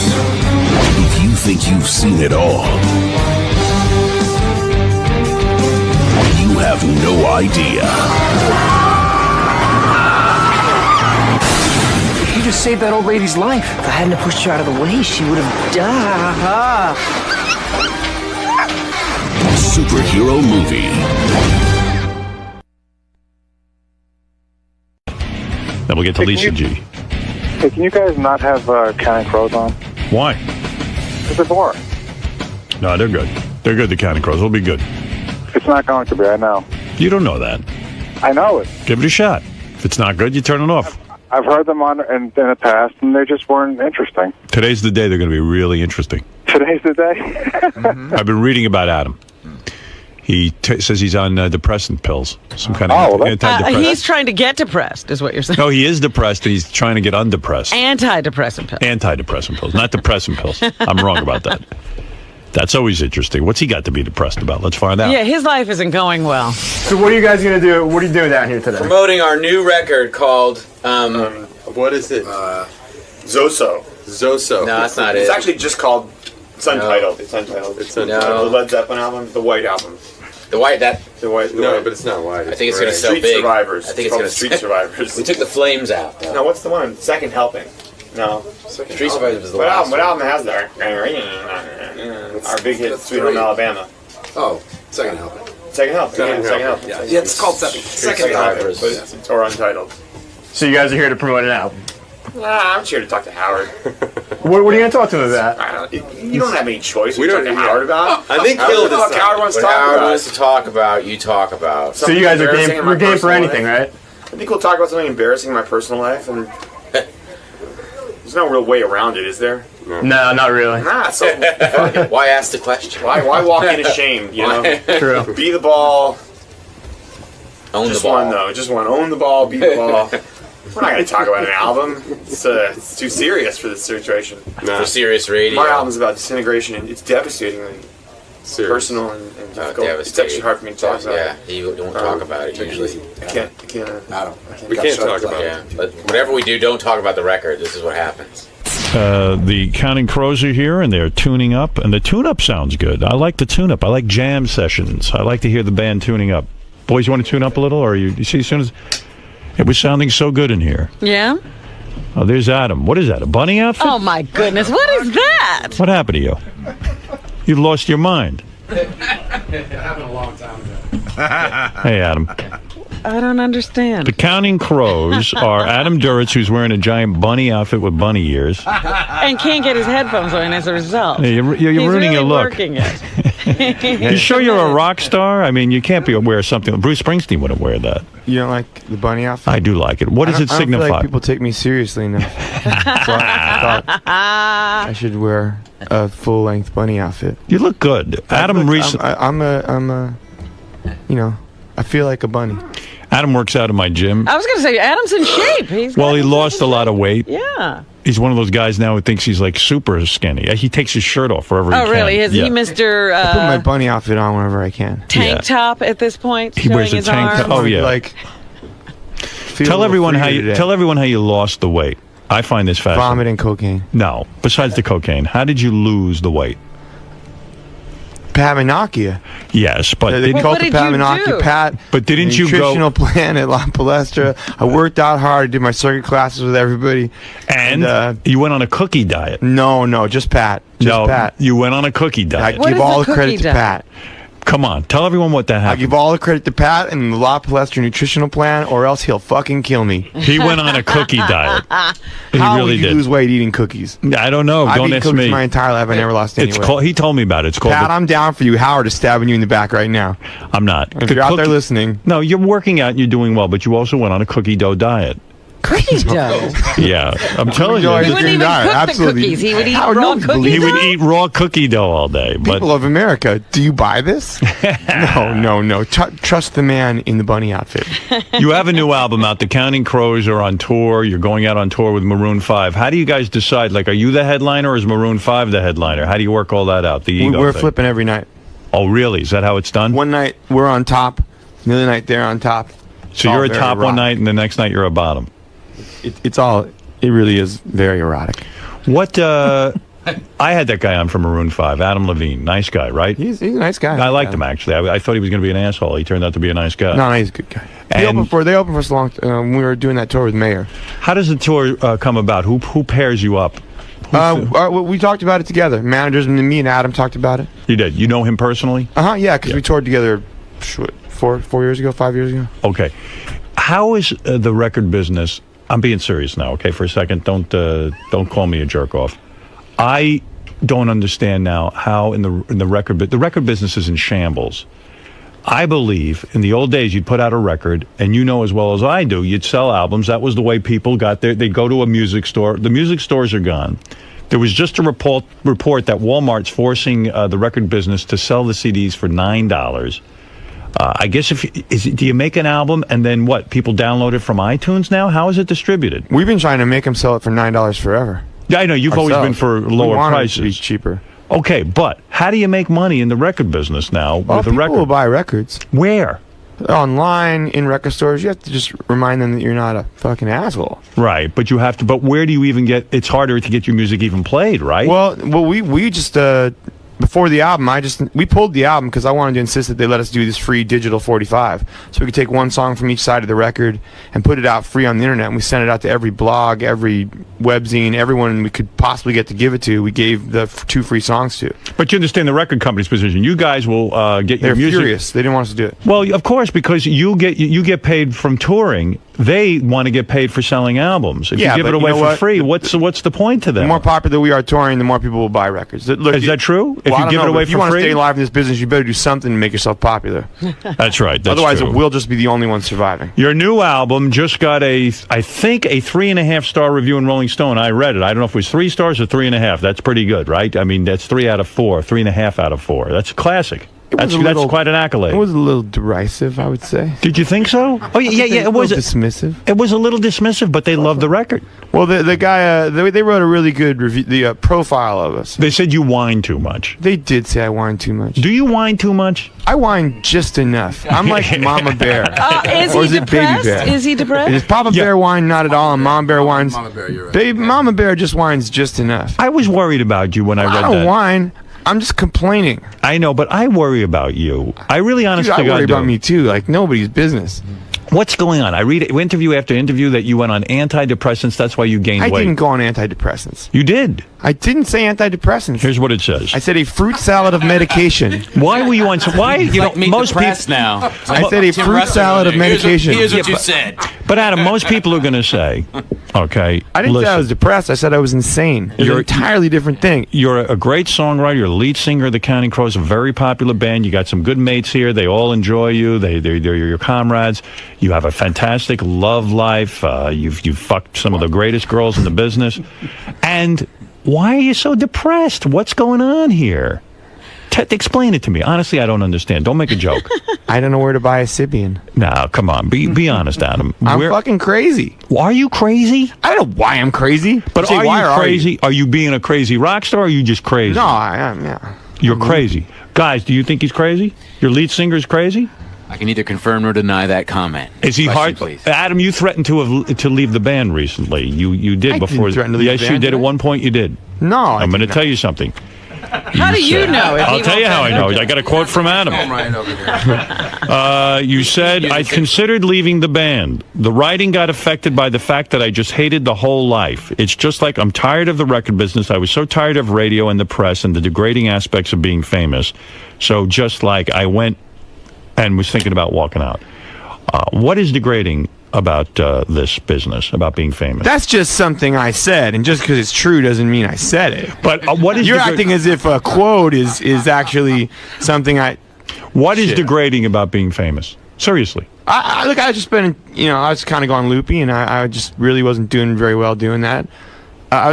This thing makes the world seem a little hallucinatory, and when you're in a hotel room, that's really not the best place to be for that. When you say this thing makes the world hallucinatory, do you mean being on? I feel like I'm like a bunny sometimes. No, but being in a rock band makes no, like being in. I mean, my head makes things seem like a hallucination, and when you're like in a hotel room in Perth, it's really. Did you not have a the best tough place to childhood? be. Do you think from childhood? Do you think you were depressed and crazy? Not depressed, although you were the on world seeming like you're on a antidepressants. constant acid trip will make you sad. What was the cocktail you were on? I'm on a fruit salad of medication. What does that mean? What are we on? I took 20 pills this morning. Really? Yeah. Okay, give me a rundown. What'd you take? I bet you Artie's got you beat. No. I'm not giving you a rundown of the pills. He does seem happier. It seems to be working. Well, I can't hear you now, Robin. I'm sorry. Do you take Subutex? And you better not stab me in the back this time. Last time you said he made you do it because when his friends are on the air, you get the job. I don't want to hear that again from you today. Do you take Subutex? What? Do you take Subutex? No. Subutex? Yeah, are you on that? I've never even heard of that. Do you take Advil? Advil? Yes, I take Advil right now. I got those knees, What kind of drugs is he on, boys? What do you know about this? You guys can't even. Oh boy, you afraid, huh?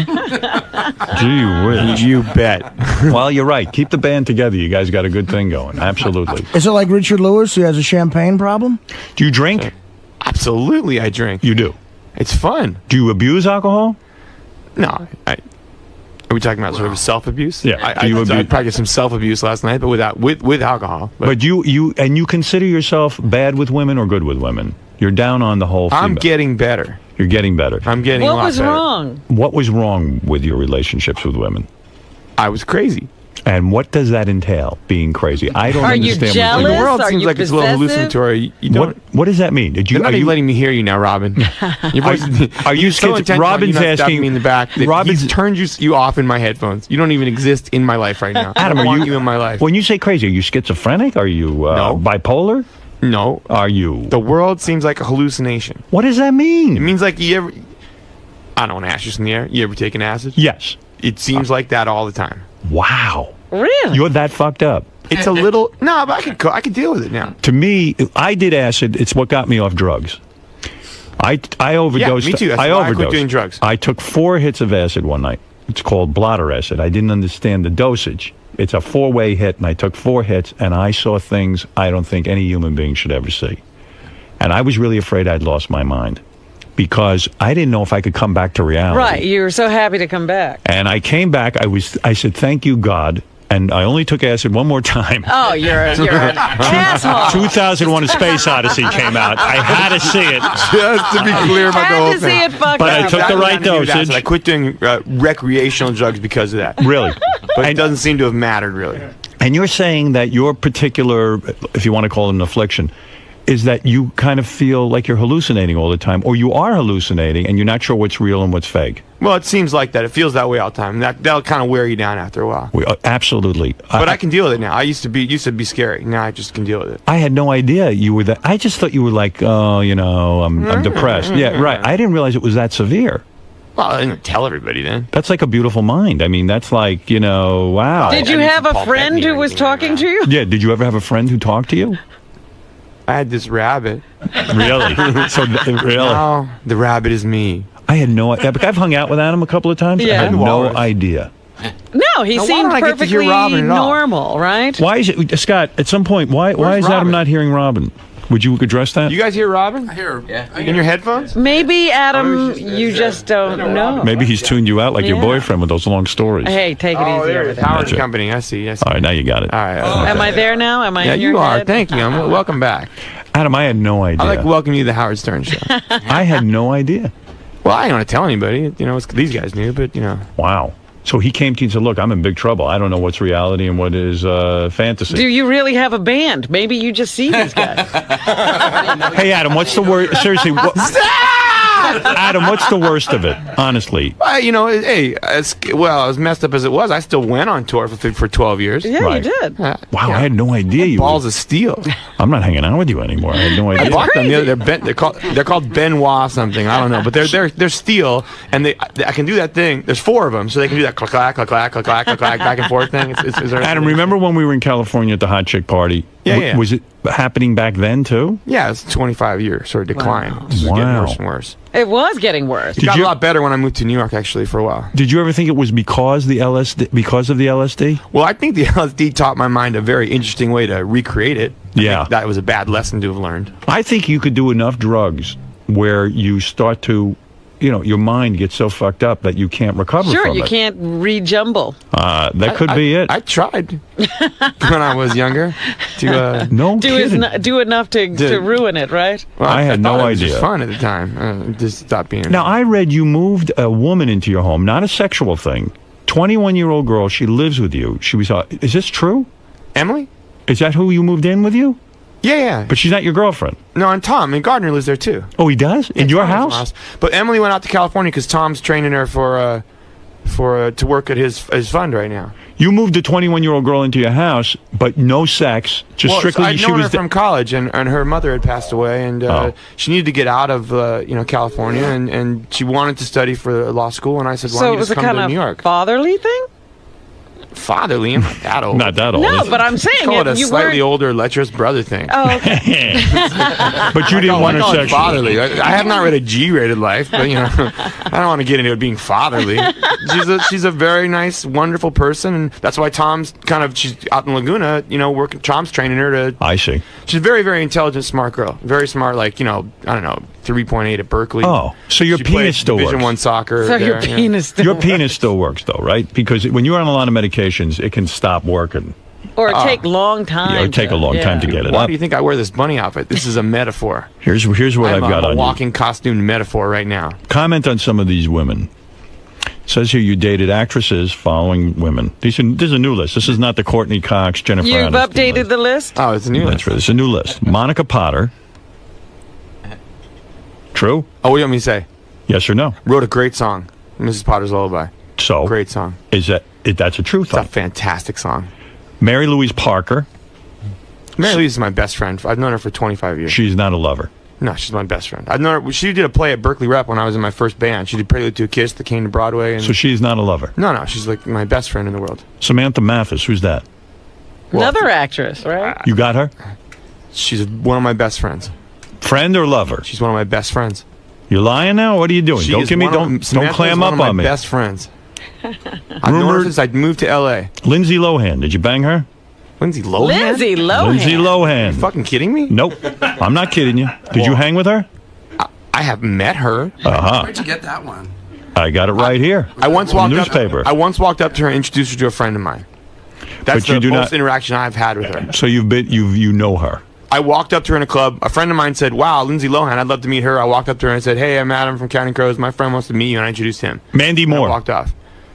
Well, she did a movie with Mary Louise, so I knew her. I was never banged her to write songs. No, Mandy's like, well, how old is Mandy? No, of course not. You tell me. You're making love to her. I am not making love to her. What about this? this? Is like a giant merkin. There's actually no front hole. This stupid bunny outfit doesn't have a hole in the front. Nicole Kidman. Nicole Kidman? I've never even met Nicole Kidman. Winona Ryder. No, God, no. No, really? That was all over the papers 2 weeks ago. No, God, no. A friend of mine did date her. Playboy model and TV star Trishelle Canatella. No, but we wrote each other on MySpace. I had coffee with her once. But no, you weren't interested in her romantic. No, she's a funny girl, though. All right. Ivanka Trump. I know Ivanka really well, yeah. You want her? If she said to you, who doesn't Adam, want Ivanka? But do you want her? Smart, went to Penn, nice, incredibly hot, and let's face it, I could retire. Right. That girl. Could you boys retire now? I mean, have you made enough money in Counting Crows? If I settled down with Ivanka, we could all retire. Right. The whole band would retire. The whole band could marry We her. could sit at home, make music, masturbate all day long. So you'd be interested in her, but she's another close friend of mine. I met her when I first moved to New York. That is a wonderful girl. You hung out with Terry Hatcher.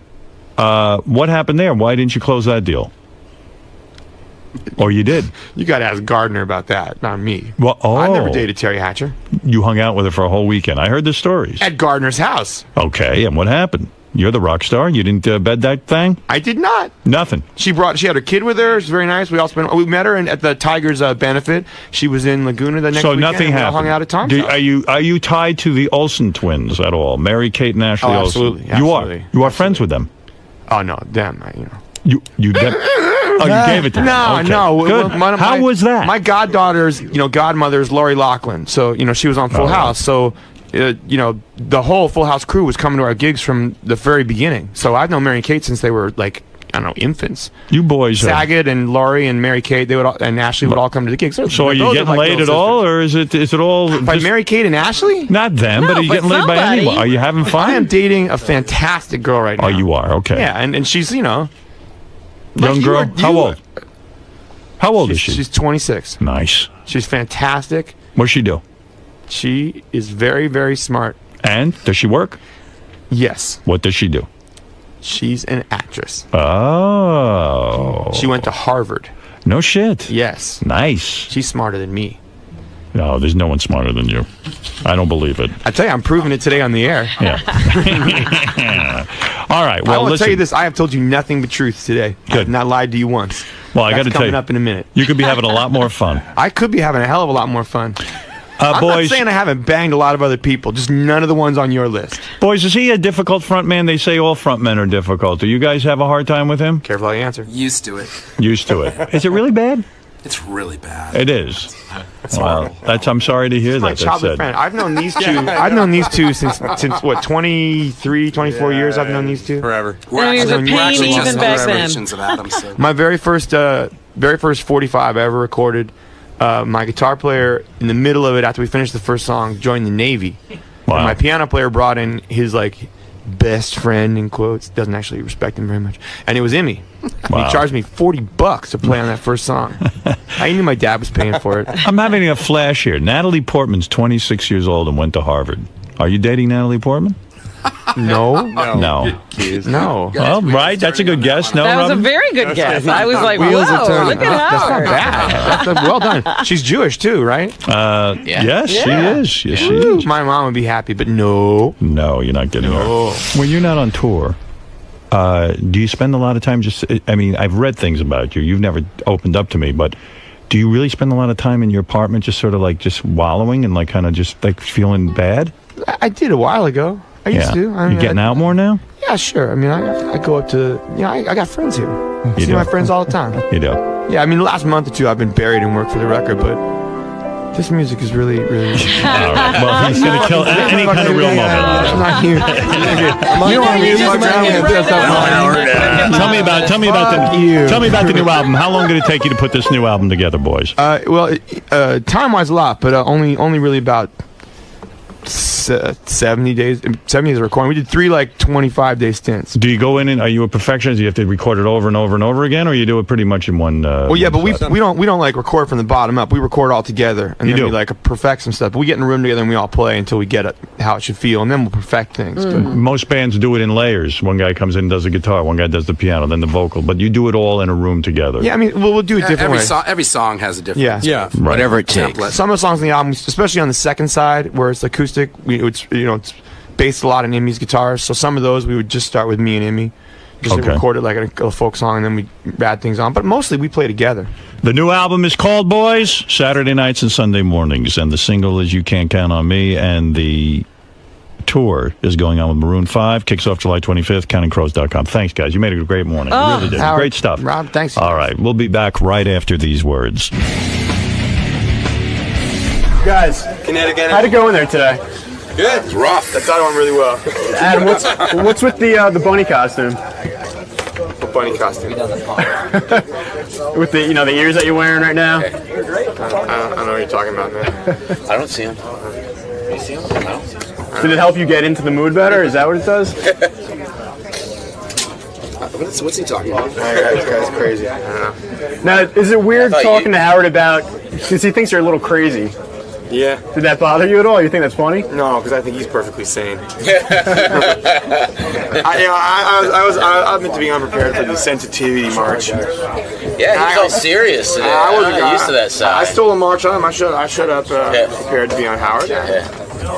But yeah, I love being on the show, man. You gotta have your head about you. You gotta sack up and show up, and then You showed up for Howard and they gave you Meet the Press. You got all these quotes and stuff. Is it true? You said.